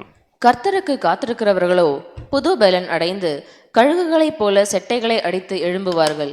அவர்கள் ஓடினாலும் இளைப்படையார்கள், நடந்தாலும் சோர்ந்து போகார்கள். எப்படி இருப்பாங்களாமா? கர்த்தருக்கு காத்திருக்கிற புது பலன் அடைந்து கழுகுகள் போல செட்டை அடித்துக்கொண்டு எழும்புவார்கள். அவர்கள் ஓடினாலும் இளைப்படையார்கள், நடந்தாலும் சோர்ந்து. அன்புக்குரிய சகோதர உண்மையா சொல்றேன், இந்த சத்தியத்திற்காக எக்ஸ்ட்ரீமா ஊழியம் பண்ணிட்டு இருக்கிற வேலை செஞ்சுட்டு ஒவ்வொரு தேவனுடைய பிள்ளைகளுமே கழுகுகளா வேலை செஞ்சுட்டு இருக்கிறாங்க. எவ்வளோ கஷ்டமான சூழ்நிலையா இருந்தா கூட, எவ்வளோ உபத்திரம் இருந்தா கூட, எவ்வளவு வழிகள் இருந்தா கூட சத்தியத்துல கழுகு மாதிரி எழும்பி ஓடுவாங்க. அந்த அளவுக்கு உற்சாகம் இருக்கும். அந்த உற்சாகத்தில் தான் இன்னைக்கு வந்து நம்ம உட்காந்துட்டு இருப்போம். ஒருவேளை நீங்களும் கழுகுகளா இருந்தா இந்த சத்தியத்துக்காக ஒர்க் பண்ணும்போது உங்களுக்கு சோர்வு இல்லாம உற்சாகம் ஓட ஆரம்பிக்கலாம். அப்படி நான் கொஞ்சம் யோசிச்சு பாருங்க. எத்தனை மணி நேரம் ஆச்சு நம்ம இந்த சப்ஜெக்ட் ஸ்டார்ட் பண்ணி? எவ்வளோ நேரம் ஆயிருக்கும்? ஒரு 3.5 hour 4 hours கிட்ட ஆயிடுச்சு. சோர்ந்து போச்சா நமக்கு? இதே நம்ம காலையில போயிட்டு வர இடத்துல ஒரு 10 நிமிஷம் நம்மளால உட்கார முடியுமா? ஏன் பிரதர் அங்கே உட்கார முடியல இங்கே உட்கார முடியும்னு பார்த்தீங்கன்னா, சத்தியம் எங்கே இருக்குதோ அந்த சத்தியத்தை கேட்கக்கூடிய உண்மையான கழுகுகளாக இருந்தா கண்மலையில் மட்டும்தான் வீடு கட்டும். எவ்வளோ நேரம் சத்தியத்தை கேட்க கேட்க உள்ளுக்குள்ள அப்படியே என்ன பார்த்தீங்கன்னா புது பலன் கிடைக்குமே தவிர சோர்வு என்ன பண்ணாது, வராது. அப்படின்னா இதுதான் கழுகுனுடைய கேரக்டர். கழுகு என்ன பண்ண தெரியுங்களா? எங்கே இருந்தாலுமே எவ்வளோ தூரத்தில் இருந்தாலுமே எதை மட்டும் பார்க்கும்? பிரதர் மேலே பறந்துட்டு இருக்குது, மேலே பறந்துட்டே இருப்போம். நம்ம எங்கேயோ கழுகு பறந்துன்னு நினச்சிருப்போம், திடீர்னு பார்த்தா அப்படியே கீழே வரும். எதுக்கு வரும் பார்த்தீங்கன்னா, அது எதை பார்த்துட்டு இருக்கு தெரியுங்களா? பூமியில் ஒரு இறையை பார்த்துட்டு இருக்கோம். சாப்பிட்றதுக்கான இறையை பார்த்துச்சேன்னா அங்கிருந்து நம்ம பார்த்தீங்கன்னா இறங்கி வர ஆரம்பிச்சிடும். அதான் வசனம் வாசிக்கலாம் பாருங்க. யோபு 39:29-30. அங்கே இருந்து இறையை நோக்கும். எங்க இருந்தாலும் கழுகு அது எவ்வளோ தூரத்து இருந்தாலுமே எதை கரெக்டாக பார்க்குமாமா? இறைய பார்க்குமாமா? அதன் கண்கள் தூரத்திலிருந்து அதை பார்க்கும். அதனுடைய கண்கள் தூரத்திலிருந்து அந்த இரையை மட்டும் பார்க்கும். அதன் குஞ்சுகள் ரத்தத்தை உறிஞ்சும். பிணம் எங்கேயோ அங்கே கழுகு. அப்படின்னா பிணம் எங்க இருக்குதோ அங்க வந்து கழுகுகள் கூடிடுமாமா. கரெக்டா இல்லைங்களா? பிணம் இருக்கிற இடத்துல கழுகுகள் இருக்குமா இருக்காதா? எல்லா கழுகுகளும் ஒரு இடமா கூட்டமா ஒரு இடத்துல எங்க சேர்ந்துடும் பாத்தீங்கன்னா பிணம் இருக்கிற இடத்துல வந்து சேர்ந்துடும். அப்படின்னா நம்ம எல்லாம் கழுகுகள் அப்படின்னு சொல்லிட்டா நம்ம எல்லாம் எங்கதான் வந்து கூடணும்? பிணம் இருக்கிற இடத்துல வரணுமா? அது என்னதுங்க பிணம்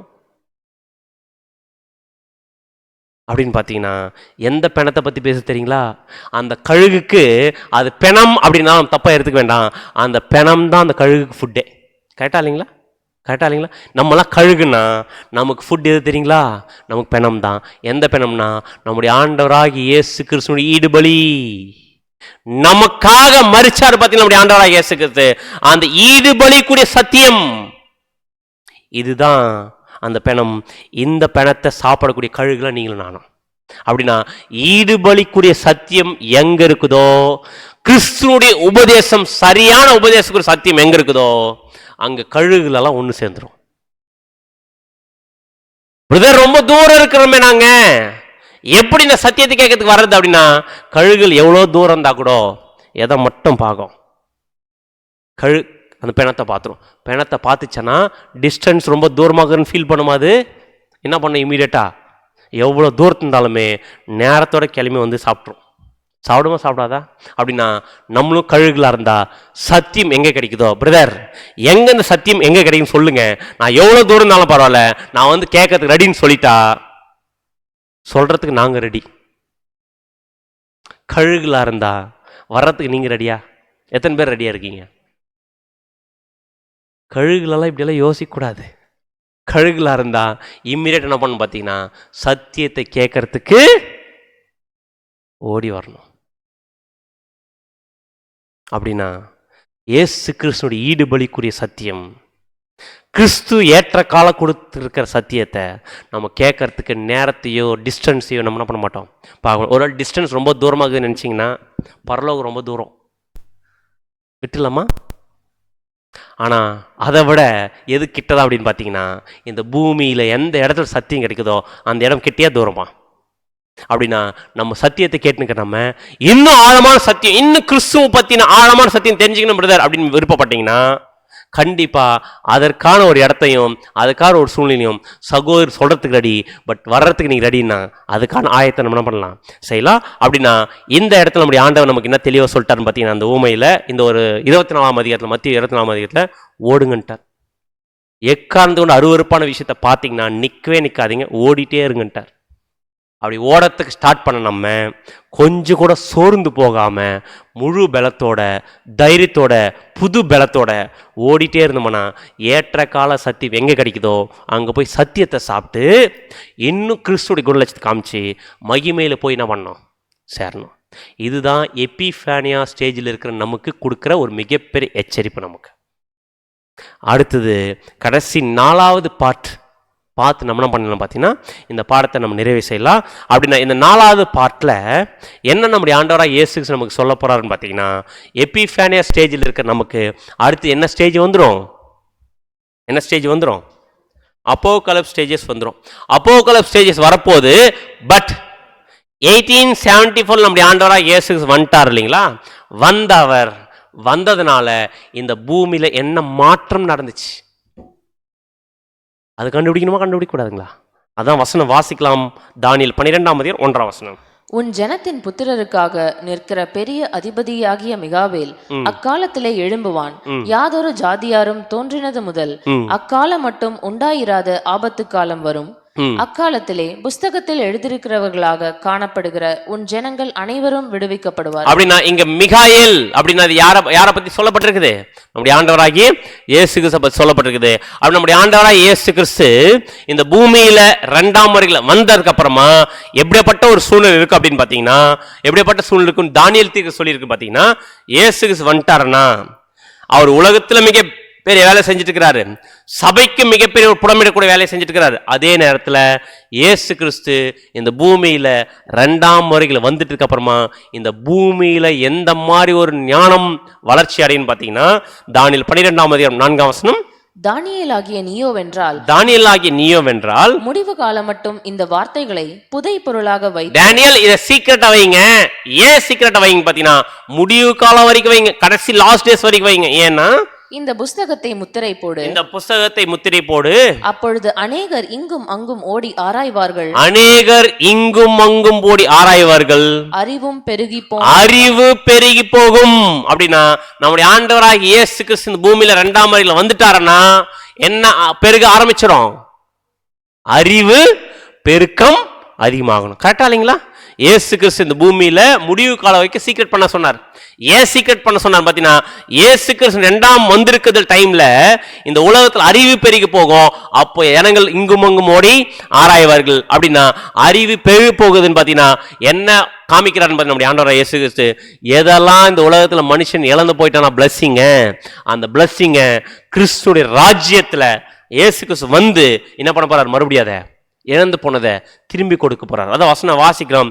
அப்போஸ்தலர் 3:21. உலக தோற்றம் முதல் தேவன் தம்முடைய பரிசுத்த தீர்க்கதரிசிகள் எல்லாருடைய வாக்கினாலும் உரைத்தவைகள் எல்லாம் நிறைவேறி தீரும் காலங்கள் வருமளவும் பரலோகம் அவரை ஏற்றுக்கொள்ள. அப்படி நம்ம இந்த வசனம் ஆல்ரெடி பார்த்தோம். இயேசு கிறிஸ்து இந்த பூமியில வரணும்னா எல்லாம் தீர்க்கதரிசனம், அவரை பத்தின சொல்லப்பட்ட தீர்க்கதரிசனம் நிறைவேறி முடிஞ்சனா யார் வந்துருவாரு? இயேசு வந்துட்டார். அது நிறைவேறி முடிஞ்சு 1875 இயேசு கிறிஸ்து வந்துட்டாருன்னா இது என்ன காலம்? இது என்ன காலமா இருக்குது? கடைசி காலமா இருக்குது. ஏன்னா லாஸ்ட் டே, அந்த ஒரு 1000 இயர்ஸ்ல எத்தனை 1000 இயர்ஸ்ல இருக்கிறோம் நம்ம? கடைசி 1000 இயர்ஸ்ல இருக்கு இல்லையா? அப்படின்னா இயேசு கிறிஸ்து வந்துட்டாருன்னா கடைசி 1000 வருஷம் ஸ்டார்ட் ஆயிடுச்சு. இந்த கடைசி 1000 வருஷத்துல கிறிஸ்து வந்துட்டாருன்னா அவர் மிகப்பெரிய அறிவின் பெருக்கம் எதுக்கப்புறம் தான் இந்த உலகத்தில் அதிகமாச்சுன்னு பார்த்தீங்கன்னா 1874 அப்புறம் தான் டெக்னாலஜின்னு டெவலப்மெண்ட்டே வந்துச்சு. 1874 முன்னாடி டெக்னாலஜி அந்த அளவுக்கு வளர்ச்சியே இல்லை. ஏன்னா என்ன ஆச்சரியமான விஷயம் பார்த்தீங்கன்னா, இயேசு கிறிஸ்து தானியேல் சொன்ன மாதிரியே அறிவு பெருக்க போகுன்னு பார்த்தீங்கன்னா, ஏன் பெருக போகுதுன்னு பார்த்தீங்கன்னா, அந்த நாலேஜ் அந்த ஞானத்தை கொடுக்க போகுது பார்த்தீங்கன்னா இயேசு கிறிஸ்து தான். அதனால தான் 1874 இயேசு கிறிஸ்து வந்ததுக்கு அப்புறமா டெக்னாலஜி எப்படி க்ரோத் ஆச்சு. இன்னைக்கு எவ்வளோ டெக்னாலஜி இருக்கு இல்லையா? இதனுடைய ஆரம்பம் ஸ்பார்க் எங்க தெரியுங்களா? 1874. ஃபர்ஸ்ட் 1874 என்ன ஆச்சுன்னு பார்த்தீங்கன்னா, இந்த உலகத்துக்கு வெளிச்சம் வந்ததே 1874 தான். முதல் தாமஸ் ஆல்வா எடிசன் பல்ப் கண்டுபிடிச்சது 1874 தான். அப்படின்னா நீரின் சூரியன் வெளிச்சம் பிரகாசிச்சு அப்படின்றதுக்கான ஒரு அடையாளம் 1874 முதல் பல்ப் கண்டுபிடிக்கப்பட்டுச்சு. அதுக்கப்புறம் அறிவு எப்படி டெவலப் ஆச்சுன்னு பார்த்தீங்கன்னா 1876 ஃபர்ஸ்ட் அலெக்சாண்டர் கிரஹாம் பெல் என்ன பண்ணாரு பார்த்தீங்கன்னா ஃபோன் கண்டுபிடிச்சாரு. அதுக்கப்புறம் 1877 ஃபோனோகிராஃப் அப்படின்றத கண்டுபிடிச்சாங்க. 1884 மோட்டார் கார் வந்துச்சு. 1887 செல்லுலார் ஃபிலிம் வந்துச்சு. அடுத்து 1888 கொடாக் கேமரா வந்துச்சு. அடுத்து 1889 ஃபர்ஸ்ட் என்ன பண்ணாங்க பார்த்தீங்கன்னா யூஎஸ்ல ஸ்கை ஸ்கிராப்பர் அப்படின்ற ஒன்று பில்டிங் கட்டினாங்க. அடுத்து 1893 சினிமாட்டோகிராஃபி அப்படின்ற ஒரு கண்டுபிடிச்சாங்க.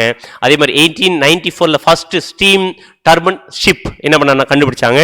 1895 ஒயர்லெஸ் ரேடியோ எக்ஸ்ரே கண்டுபிடிச்சாங்க. 1926 டெலிவிஷன், இதுதான் டிவி அப்போ கண்டுபிடிச்சாங்க. 1939 கால்குலேட்டர் இப்போ நம்ம வச்சுருக்கிறோம் இல்லைங்களா, எங்கே இருக்கு? ஃபோனில் எடுத்து டக்குன்னு கால்குலேட் பண்ணணும். அது எப்படி இருந்துச்சு பார்த்தீங்கன்னா ஃபர்ஸ்ட் 1939 1944 டிஜிட்டல் கம்ப்யூட்டர். அடுத்தது 1945 மைக்ரோ ஓவன். அடுத்து 1946 எலக்ட்ரானிக் டிஜிட்டல் கம்ப்யூட்டர். இன்னைக்கு வச்சிருக்கிறோமே இது லேப்டாப்பை, இதுதான் அது. இதை ஃபர்ஸ்ட் இப்படி தான் இருந்துச்சு. இன்னைக்கு எப்படி வந்துச்சுங்க, ஒரு சின்ன ஒரு பொருளாக நம்ம வந்துச்சு. அடுத்தது 1957 ஸ்பேஸ் சேட்டலைட் விட்டுருக்கிறாங்க. அடுத்து 1974 டெஸ்ட் டியூப் பேபி. 1986 டெலிஃபோன். பார்த்துருக்கோமா இதெல்லாம்? இதெல்லாம் எங்கேயோ பார்த்த மாதிரி இருக்குன்னு நினைக்கிறேன். நமக்கு தெரிஞ்சு இதெல்லாம் நம்ம பார்த்துருக்குறோம், இதெல்லாம் அதுக்கு முன்னாடி பார்த்தவங்க. அப்படின்னா அதே நேரத்தில் இப்போ எப்படி இருக்குது அந்த ஃபோன்? இந்த ஃபோனெல்லாம் நமக்கு இல்லை, அழிஞ்சிருச்சு. அடுத்து 1989 WW world wide web. 1999 chemical reaction computer. அப்படி க்ரோத் ஆயிட்டு இன்னைக்கு எங்கேயோ போயிட்டு இருக்க டெக்னாலஜி, எங்கேயோ போயிடுச்சு, வேற லெவலில் போயிட்டு இருக்குது. இப்போ அட் பிரசன்ட்ல ஆர்டிபிஷியல் இன்டெலிஜென்ஸ் வேற லெவலில் போயிட்டு இருக்குது. எல்லா துறைகளிலுமே எது உள்ள நுழைஞ்சுன்னு பார்த்தீங்கன்னா ஏஐ. இந்த ஏஐ தேவன் நம்முடைய ஆண்டவராய் இயேசு கிறிஸ்து கொண்டு வந்த மிகப்பெரிய டூல். ஏன் தெரியுங்களா? 3ஆம் உலக யுத்தத்தில் இந்த ஏஐ ஆர்டிஃபிஷியல் இன்டெலிஜென்ஸ் மிகப்பெரிய ரோலை பிளே பண்ண போகுது. சாதாரண ஒரு ரோல்ல, சாதாரண டெக்னாலஜியில் இன்னைக்கு வேர்ல்டு இந்த சிஇஓ இந்த ஏஐ ஸ்டார்ட் பண்ணார் பார்த்தீங்களா, அந்த சிஇஓ பிரமிச்சு போயிட்டார். எப்பா ஸ்டார்ட் பண்ணுங்க, ஸ்டாப் பண்ணுங்கப்பா, முடியல, கண்ட்ரோல் பண்ண முடியல, அவ்வளோ ஜிபிஸ் எடுக்குது, குறையுங்க நினைக்கிறார். அது பாட்டுக்கு போயிட்டே இருக்குது. சாதாரண டெக்னாலஜியில் எங்க இருந்தது நம்மளுடைய டெக்னாலஜி இன்னைக்கு வேற லெவலில் போயிட்டு இருக்குது. இது வீடு இல்லை, இது வீடு இல்லை, ஒரு பஸ்ஸு. அப்படின்னா டெக்னாலஜினுடைய கண்டுபிடிப்பு இன்னைக்கு வேர்ல்ட் லெவலில் எங்கேயோ போயிடுச்சு. ஏன்னா நம்முடைய ஆண்டவராய் இயேசு கிறிஸ்து எனக்கு ராஜா வந்து அறிவினுடைய பெருக்கத்தை எங்கேயோ இன்க்ரீஸ் பண்ண போயிட்டு இருக்கிறார். இது 1874 முன்னாடி இந்த மாதிரிலாம் யாரும் பார்த்துருக்க முடியாது. ரொம்ப ஷார்ட் பீரியட்ல. ஏன் இவ்வளோன்னு பார்த்தீங்கன்னா, யார் வந்துட்டுன்னு பார்த்தீங்கன்னா யூத ராஜசிங்கம் என்ன பண்ணிட்டாரு, வந்துட்டார். வசனம் வாசிக்கலாம். சங்கீதம் 2ஆம் சங்கீதம் 6ஆம் வசனம். நான் என்னுடைய பரிசுத்த பர்வதமாகிய சீயோன் மீதில் என்னுடைய ராஜாவை அபிஷேகம் பண்ணி வைத்தேன் என்றார். அப்படின்னா நம்முடைய ஆண்டவராக இயேசு கிறிஸ்து ராஜா என்ன பண்ணப்பட்டிருக்கிறார், அபிஷேகம் பண்ணப்பட்டிருக்கார். இப்படி ராஜாவை அபிஷேகம் பண்ணப்பட்ட நம்முடைய ஆண்டவராக இயேசு கிறிஸ்து என்ன பண்ணிட்டு இருக்காருன்னு பாத்தீங்கன்னா, வந்து டெக்னாலஜி அதிகப்படுத்திட்டு இருக்கிறாரு. சைமல்டேனியஸா மிகப்பெரிய வேலை பண்ணிட்டு இருக்காரு. வசனம் வாசிக்கலாம். சங்கீதம் 2ஆம் சங்கீதம் 8ஆம் வசனம். என்னை கேளும், என்னை கேளும், அப்பொழுது ஜாதிகளை உமக்கு சுதந்திரமாகவும், என்னை கேளும், அப்போது ஜாதிகளை உமக்கு சுதந்திரமாகவும், பூமியின் எல்லைகளை உமக்கு சொந்தமாகவும் கொடுப்பேன். அப்படின்னா நம்முடைய பிதாவாகிய தேவன் இந்த ராஜ்யத்தையும் பூமியையும் யாருக்கு சுதந்திரமா கொடுத்துட்டார்? யார் கொடுத்துட்டாரு? நம்முடைய ஆண்டவராகிய இயேசு கிறிஸ்து கொடுத்துட்டாரு. இயேசு கிறிஸ்து அந்த ராஜ்ய பாரத்தை வாங்கின உடனே என்ன பண்றாரு தெரியுங்களா? அவர் ராஜாவா ராஜ்யபாரம் பண்ண உடனே அடுத்தது இந்த பழைய சாத்தானுடைய ராஜ்யத்தை அடிச்சு உடைச்சு நொறுக்கிட்டு இருக்கிறார். அது எப்படி நொறுங்கிட்டு இருக்குதாமா? வசனம் வாசிக்கலாம். சங்கீதம் 2ஆம் அதிகாரம் 9ஆம் வசனம். இருப்பு கோலால் அவர்களை நொறுக்கி குய களத்தை போல் அவர்களை உடைத்து போடுவீர் என்று என்ன பண்றாரு? நம்முடைய ஆண்டவராக இயேசு ராஜ்யம் 1874 ஆரம்பிச்ச ராஜ்யம் எப்படிப்பட்டதான்னு பாத்தீங்கன்னா ராட் ஆஃப் அயன் அப்படின்னு அர்த்தம். இரும்பு ஆட்சி. இரும்பு ஆட்சியில எதை உடைச்சு நொறுக்கிட்டு இருக்காருன்னு பாத்தீங்கன்னா மண் பாண்டங்கள் போல இந்த ராஜ்யங்கள் நொறுக்கிட்டு இருக்கிறார். யாரும் சாத்தானுடைய ராஜ்யமே நொறுங்கிட்டு இருக்குது. சாத்தானுடைய ராஜ்யத்துக்குள்ள இருக்கிற நாங்களும் ஒரு ராஜ்யம் அப்படின்னு சொல்லிட்டு இருந்தா எல்லாரும் நொறுக்கிடுவார். அப்படின்னா இந்த ராஜாவா கிறிஸ்து வந்து அரசாட்சி பண்ணிட்டு இருக்கும்போது இந்த அரசாட்சியில ஷேர் யாரு கொடுக்க போறாரு? கிறிஸ்து இப்ப அரசாட்சி பண்ணி நொறுக்கிட்டு இருக்கிறாரா இல்லையா? 1914 ஸ்டார்ட் பண்ணிட்டாரா இல்லையா? ஸ்டார்ட் பண்ணிட்டார்ல நொறுக்கிறதுக்கு. அப்படி ஸ்டார்ட் பண்ணிட்டாருன்னா எந்த அரசாட்சி பண்ணிக்கூட இந்த அதிகாரத்துல யாருக்கு ஷேர் கொடுக்க போறாரு? கிறிஸ்து உடைக்கிற வேலை பண்ணுகிறார் இல்லைங்களா? இந்த உடைக்கிற வேலை கூட யார் சேர போறதுன்னு பார்த்தீங்கன்னா நீங்களும் நானும். வசனம் வாசிக்கலாம் பாருங்க. வெளிப்படுத்தல் 2ஆம் அதிகாரம் 26, 27. ஜெயம் கொண்டு முடிவு பரியந்தம் என் கிரியைகளை கை கொள்ளுகிறவன் எவனோ, நல்லா கவனிங்க, ஜெயம் கொண்டு முடிவு பரியந்தம் என் கிரியைகளை கை கொள்ளுகிறவன் எவனோ அவனுக்கு நான் என் பிதாவினிடத்தில் அதிகாரம் பெற்றது போல. அவனுக்கு யார் ஜெயிச்சுட்டு என் கூட வராங்களோ அவனுக்கு நான் என் பிதாவினிடத்தில் அதிகாரம் பெற்றது போல. எப்படி இயேசு கிறிஸ்து பிதாவாகிய தேவனுக்கு இந்த அதிகாரத்தை வாங்கினாரோ ஜாதிகள் மேல் அதிகாரத்தை என்ன பண்ணுவேன்? அவங்களுக்கு கொடுப்பேன். அப்படின்னா நீங்களும் நானும் இன்னைக்கு கிறிஸ்துக்காக வாழ்க்கை வாழ்ந்து மறிச்சிட்டா கிறிஸ்துவோடு கூட இமைப்பொழுதுல போய் சேருவோமா? சேர்ந்தா இந்த அதிகாரம் யாருக்கு கிடைக்க போகுது? நமக்கு கிடைக்க போகுது. அவன் இருப்புக்கோளால் அவர்களை ஆளுவான். அப்படியே வாசிங்க அந்த வசனம். அவன் இருப்புக்கோலால் அவர்களை ஆளுவான், அவர்கள் மண் பாண்டங்களைப் போல நொறுக்கப்படுவார். அப்படின்னா கிறிஸ்துவும் சபையும் சேர்ந்து இந்த உலகத்தில் இருக்கிற ராஜ்யங்களை உடைச்சு தகர்த்து எடுக்கும் போது இப்போ அந்த தகர்த்தெறியக்கூடிய ராஜாக்கள் எங்க உட்காந்துருக்கிறோம்? இங்க உட்காந்துருக்கிறோம். இந்த உலக சாம்ராஜ்யத்தையே மொத்தம் சீர்படுத்தி உடைச்செடுக்கக்கூடிய வேலையை செய்ய போறோம்னா இதுல எதையும் உடைக்கணும். நம்ம கிறிஸ்து ராஜ்யத்தை மொத்தம் உடைக்கல, போப்பு மார்க்கம் இந்த கிறிஸ்தவ மண்டலத்தை என்ன பண்ண போறாரு? பாபிலோன் அமைப்பையும் உடைக்க போறாருன்னா இது யாரும் சேர்ந்து உடைக்க போறோம்? நம்மளும் சேர்ந்து உடைக்க போறோம். நம்மளும் சேர்ந்து இந்த பாபிலோன் அமைப்பை உடைக்கணும்னா அங்க உட்காந்துருந்து உடைக்கணும், இதை உடைக்கணும்னு தான் என்ன பண்ண முடியாது? உடைக்க முடியாது. நம்ம அவளை விட்டு வெளியே வந்து கிறிஸ்துவோட சேர்ந்து சாம்ராஜ்யத்தை உடைக்கணும்னா அவரு கூட போய் சேரணும். அவரு கூட போய் சேரணும்னா ஃபர்ஸ்ட் அவளை விட்டு வெளியே வரணும். ஏன்னா இயேசு கிறிஸ்து இந்த உடைக்கிற வேலையை எப்போருந்து ஸ்டார்ட் பண்ணார் தெரியுங்களா? எப்போ ஸ்டார்ட் பண்ணார்னு பார்த்தீங்கன்னா, நம்முடைய ஆண்டவராக இயேசு கிறிஸ்து உடைக்கிற வேலையை எப்போ ஸ்டார்ட் பண்ணார்னு பார்த்தீங்கன்னா, இந்த 5ஆம் உலக பேர் சப்ஜெக்ட் பார்த்துருக்குறோமா? இந்த 5ஆம் உலக பேரரசில் இந்த ஒரு சிலை இருக்கு இல்லையா, அந்த சிலை என்ன சிலைங்க அது? நேபுகாத் நேசார் பார்த்த சொப்பனம், கரெக்டா? அந்த சொப்பனத்தில் சிலை இருக்கும்.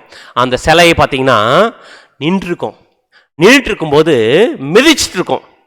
எதை மிதிச்சு? ஃபர்ஸ்ட் பாபிலோன் சாம்ராஜ்யம் தலை, மேதோ பெர்ஷியா, கிரேக்க சாம்ராஜ்யம், ரோம சாம்ராஜ்யம், அதே இடத்துல ஹோலி ரோமன் எம்பர், இந்த ஒட்டுமொத்த சாம்ராஜ்யமும் மிதிச்சு நிற்குது. கரெக்டா?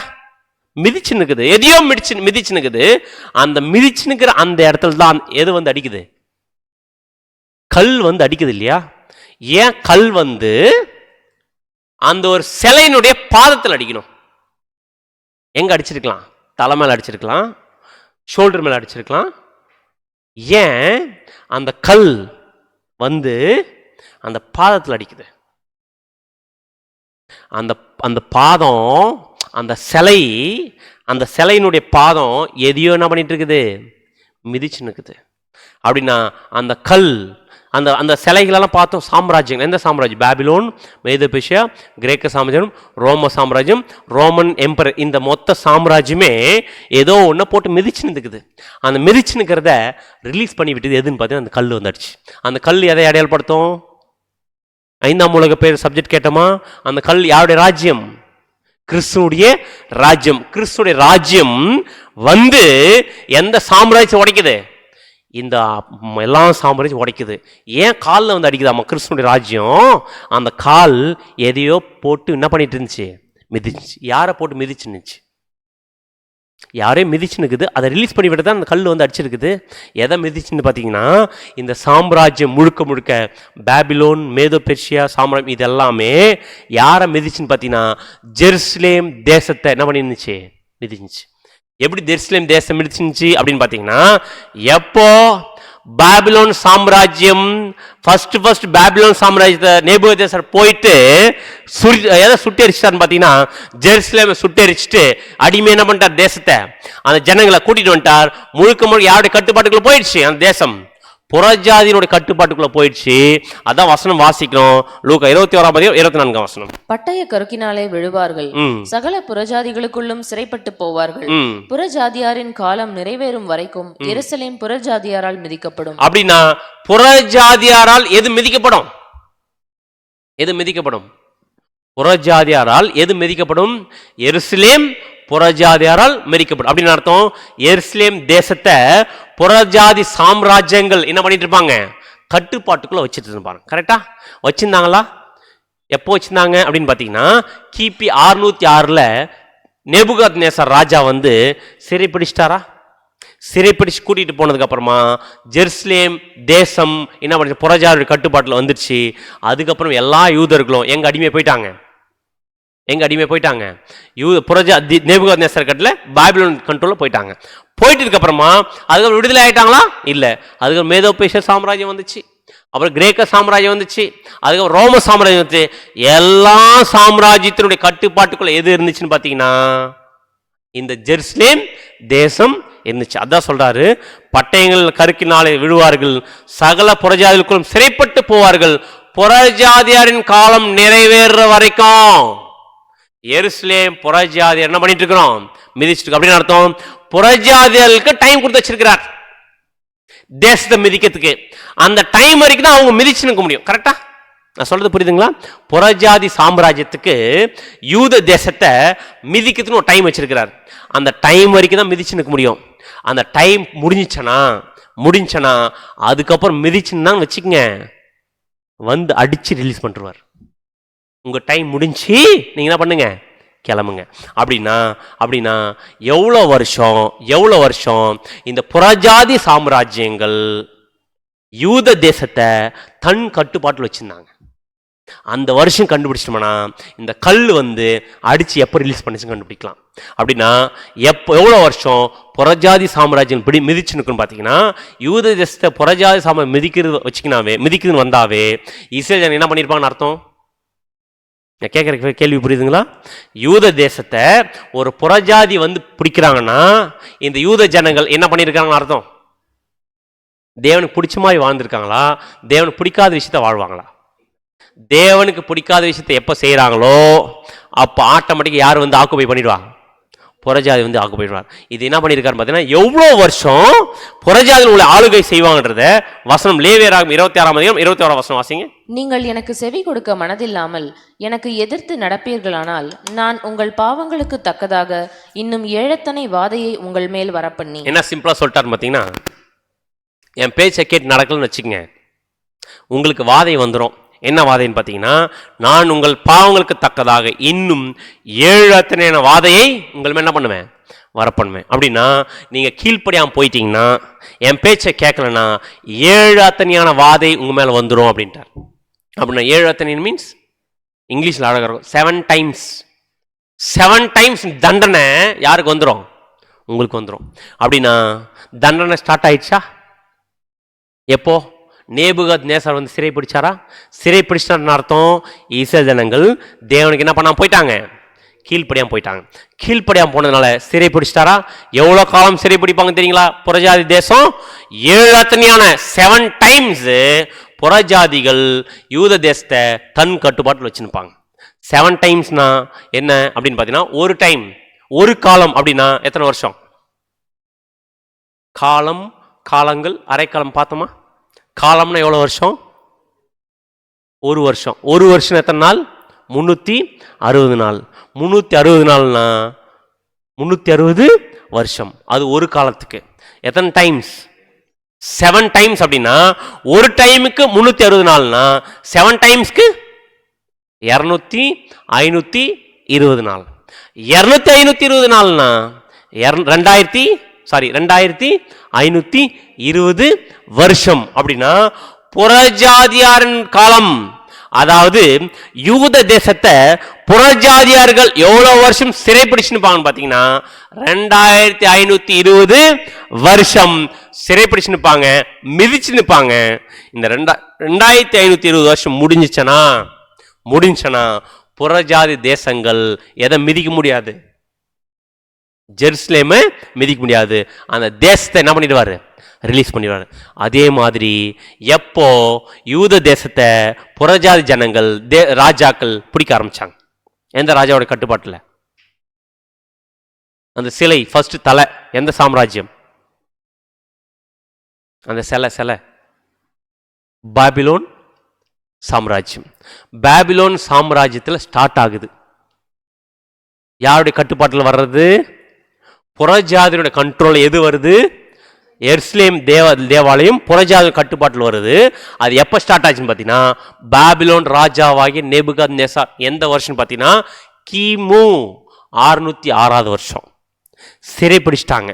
பிடிச்சதுக்கு அப்புறமா மேதோ பெர்ஷியா, கிரேக்க சாம்ராஜ்யம், ரோம சாம்ராஜ்யம், அதுக்கப்புறம் பல வருஷமா புறஜாதியர்கள் மிதிச்சிருந்தாங்க. எவ்வளோ வருஷம் தான் மிதிக்க முடியும்? 2520 வருஷம் தான் மிதிக்க முடியும். 2520 வருஷம் முடியும் போது 7 எத்தனையான தண்டனை முடிஞ்சிடும். முடிஞ்சனா தேவன் என்ன பண்ணுவாரு? அவங்கள ரிலீஸ் பண்ணி விட்டுருவார். அப்படின்னா 606 BC ஆரம்பிச்சு 2520 வருஷம் எங்க முடியுது அப்படின்னு பாத்தீங்கன்னா, எக்ஸாக்டா 1914 வருஷம் முடிவடையுது. அப்படின்னா தலையில் ஆரம்பிச்சு பாதத்தில் எங்க முடியுதுன்னு பாத்தீங்கன்னா 1914 வருஷம் முடியுது. 1914 வருஷம் என்ன ஆச்சு தெரியுங்களா? மிதிச்சு நின்னுச்சு. எதை?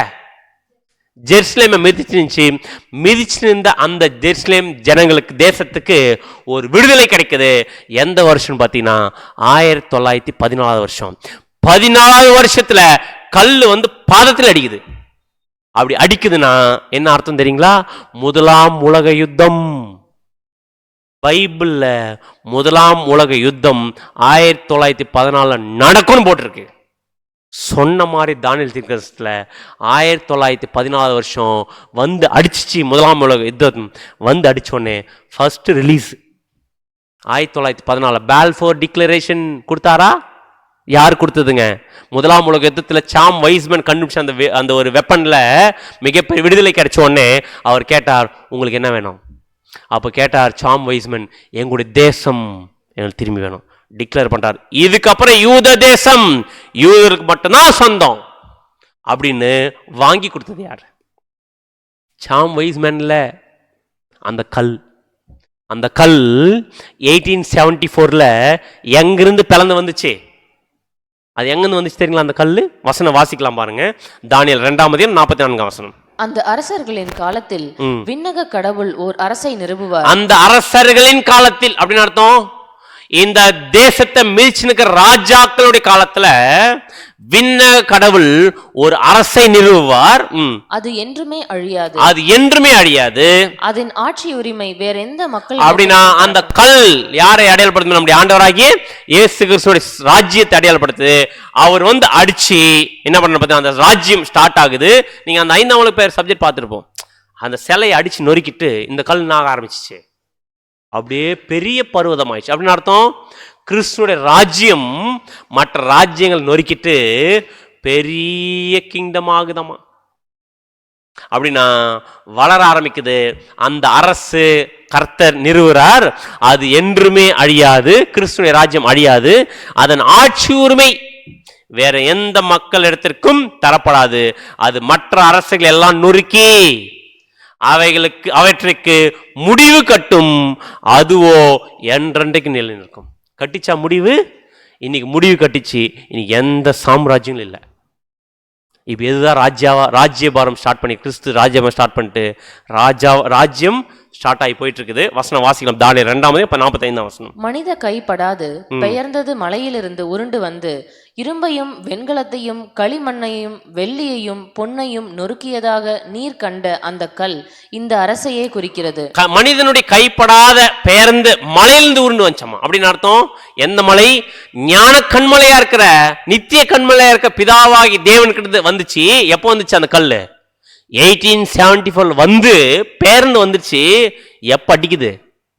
1914 அடிச்சு ரிலீஸ் பண்ணி விடுது. அந்த கல் இந்த அரசையே குறிக்கும். அந்த கல் யார்? நம்முடைய ஆண்டவராகிய இயேசு கிறிஸ்து. இயேசு கிறிஸ்து மட்டும் இல்ல, கிறிஸ்துனுடைய ராஜ்யம் தான் அந்த கல் அடையாளப்படுத்துது. அந்த அரசையே குறிக்கும். இவ்வாறு எதிர்காலத்தில் நிகழப்போவதை மாபெரும் கடவுள் அரசருக்கு தெரிவிக்கிறார். கனவு உண்மையானது, அதன் உட்பொருள் நிறைவேறுவது உறுதி. சொன்ன மாதிரியே தானியேல் தீர்க்கதரிசி சொல்லும் போது நடந்துச்சா? அது தானியேல் தீர்க்கதரிசி சொல்லும் போது நடக்கல. சொன்ன விஷயம் சரியா எக்ஸாக்ட் 1914 நடந்து பால்ஃபோர் டிக்ளரேஷன் மூலமா அந்த தேசம் ரிலீஸ் ஆயிட்டு இப்போ மிகப்பெரிய ஒரு தேசமா நின்று இல்லைங்களா இன்னைக்கு? அது 1914 துளிர் விட்டுச்சு. இன்னைக்கு நல்லா செழிப்பா இருக்குது. எல்லா நாட்டுக்கும் சவால் விடுது. கரெக்டா பார்த்துட்டு இருக்குது நியூஸ். நம்ம எல்லாருமே பார்க்குறோம் நியூஸ். இஸ்ரேல் தேசம் எல்லா தேசம் சவால் விட்டு இருக்குது. ஏன் சவால் விட்டுன்னு பார்த்தீங்கன்னா, இன்னும் நம்முடைய ஆண்டவராக இயேசுக்கு இன்னும் கொஞ்ச நாள் இந்த பூமியில இஸ்ரேல் தேசத்தை மையமா வச்சுதான் 3ஆம் உலக யுத்தத்தை நடத்த போறார். அப்படி நடத்த ஆரம்பிச்சிட்டாருன்னா இன்னைக்கு 3ஆம் உலகத்துக்கு வாங்கன்னு எது கூப்பிட்டுனுக்குது? எது கூப்பிடுது? எதுங்க கூப்பிட்டுனுக்குது? இப்போ இஸ்ரேல் தேசம் கூப்பிடுதா? சண்டைக்கு இழுக்குதா? எல்லாருமே இழுக்குது. இன்னும் கொஞ்ச நாள்ல 3ஆம் உலக யுத்தம் ஸ்டார்ட் ஆயிடுச்சுன்னா எது முடிஞ்சிடும்? கோடைக்காலம் முடிஞ்சிடும், அறுவடை முடிஞ்சிடும். எவ்வளோ நாள் ஆகும் இந்த சண்டை வர்றதுக்கு? இஸ்ரேல் தேசம் ஒரு 3ஆம் உலக யுத்தம் நடக்குமா? அது எவ்வளோ நாள் நடக்கும்னு கேட்குறேன். போகிற போக்க பார்த்தா எவ்வளோ சீக்கிரம் நடக்குன்னு தெரியல. அது வேகமாக நடக்குது, நம்ம இன்னும் பொறுமையாக நடந்துட்டுருக்குறோம். ஓடுங்கன்னா ஓடாமல் உக்காண்டிருக்கிறோம். ஆனால் கிறிஸ்து ஓடுறதுக்கான அடையாளத்தை காமிச்சுன்னுக்கிறார். என்னன்னா, பார்த்துக்குங்க, இன்னும் கொஞ்ச நாள் கோடைக்காலம் முடிய போகுது. ஒரு நாள் முடிஞ்சனா எது வந்துடும்? மாரிக்காலம். வசனம் வாசிக்கலாம். மார்க்கு 13:18 வசனம். நீங்கள் ஓடிப்போவது மாரி காலத்திலே சம்பவியாதபடிக்கு வேண்டிக் கொள்ளுங்கள். எங்க நடந்துடக்கூடாது? மாரிக்காலம். மாரிக்காலம் மீன்ஸ் மழைக்காலம். மழைக்காலம்னா மழைக்காலம் இல்லை, அது வின்டர். வின்டர் கோடைக்காலம் முடிச்சா அது என்ன வந்துடும்? அடுத்தது வின்டர் வந்துடும். வின்டர் எதை அடல் பண்ணு பார்த்தீங்கன்னா மகா உபத்திரவம். 3ஆம் உலக யுத்தம் ஸ்டார்ட் ஆயிடுச்சுன்னா அந்த பூமியில இஸ்ரேல் தேசம் மையம் வச்சு சபை முடிஞ்சுன்னு அர்த்தம். அப்படின்னா சபை முடிஞ்சனா இஸ்ரேல் தேசத்தை பேஸ் பண்ணி 3rd வேர்ல்டு வார் பீக்கில் போக ஆரம்பிச்சிடும். ஏன்னா இஸ்ரேல் தேசத்தை மையமாக வச்சு தான் மிகப்பெரிய யுத்தம் நடக்கும்போது அதுக்கு தான் பேர் யாக்கோபுக்கு இக்கட்டு காலம். அதாவது யாக்கோபுக்கு இக்கட்டுனா யாக்கோபு யார் என்பது இஸ்ரேல் தேசம். இஸ்ரேல் தேசத்துக்கு இக்கட்டு காலம் வரப்போது. அந்த டைம்ல எல்லா ஜாதிகளையும் எருசலேம் விரோதமாக தேவன் கூட்டி சேர்க்க போறார். வசனம் வாசிக்கலாம் பாருங்க. சகரியா 14:2. எருசலேமுக்கு விரோதமாக யுத்தம் பண்ண சகல ஜாதிகளையும் கூட்டுவேன். நகரம் பிடிக்கப்படும், வீடுகள் கொள்ளையாகும், ஸ்திரீகள் அவமானப்படுவார்கள், நகரத்தாரில் பாதி மனுஷர் சிறைப்பட்டு போவார்கள். அன்புக்குரிய சகோதர சகோதரர்களே, ஜெருசலேமை மையமா வச்சு நடக்கிற யுத்தத்துல ஒட்டுமொத்த உலக சாம்ராஜ்யங்களும் யாருக்கு விரோதமா போகும்? எதுவும் போகும். இந்தியாவும் போகும். இந்தியாவும் போகும். வசனம் இருக்கும், அதை கிளப்புகிற யாவரும் சிதைக்கப்படுவார்கள். எதை? ஜெருசலேமை கிளப்புகிற யாவரும் சிதைக்கப்படுவார்கள். கூட்டணி இந்தியாவும் போட்டா கண்டிப்பா சிதைக்கப்பட போது. மிகப்பெரிய யுத்தம் 3ஆம் உலக யுத்தம் நடக்கும். அந்த 3ஆம் உலகம் நடக்கலையே அந்த பூமியில. அந்த யுத்தத்தை நடத்த போறது யார் தெரியுங்களா? கிறிஸ்து மட்டுமா? கிறிஸ்துவும் 1,44,000 கோடை காலத்தில் அறுவடையான போன மகிமை அடைந்த சபை சேர்ந்து நடத்த போகுது. அப்படின்னு நீங்களும் நான் இங்கே உட்காந்துருந்தோம்னா வேலைக்கு ஆகாது. கிறிஸ்துவோடு போய் சேர்ந்து அடுத்து யுத்தத்தை எப்படி நடத்துதுன்னு போய் டிஸ்கஸ் பண்ணோம். யாருக்கிட்ட போயிட்டு? கிறிஸ்துக்கிட்ட. எப்படி ஆண்டவரை ரெடி பண்ணலாம் அப்படின்னு டிஸ்கஸ் பண்ண வேண்டிய நம்ம இங்கே உட்காந்துட்டு வரலாமா வேணாமான்னா யுத்தம் வந்துடும், மாட்டிப்போம். அப்படி பீக்ல யுத்தம் போயிட்டு இருக்கும்போது ஆட்டோமேட்டிக்கா அந்த ஒரு ஜெருசலேமை மையமா வச்சு நடக்கிற 3ஆம் யுத்தத்துல முற்பிதாக்கள் உயிர்த்தெழுந்து வரப்போறாங்க. வரும்போது மிகப்பெரிய பீக்ல இருக்கும். ஏன்னா முற்பிதாக்கள் வந்து இந்த யுத்தத்தை லீட் பண்ண போறது யாருன்னு பாத்தீங்கன்னா முற்பிதாக்கள். அந்த முற்பிதாக்கள் மிகப்பெரிய பர்ஃபெக்ஷன் கண்டிஷன் வந்து இந்த யுத்தத்தை நடத்த போறாங்க.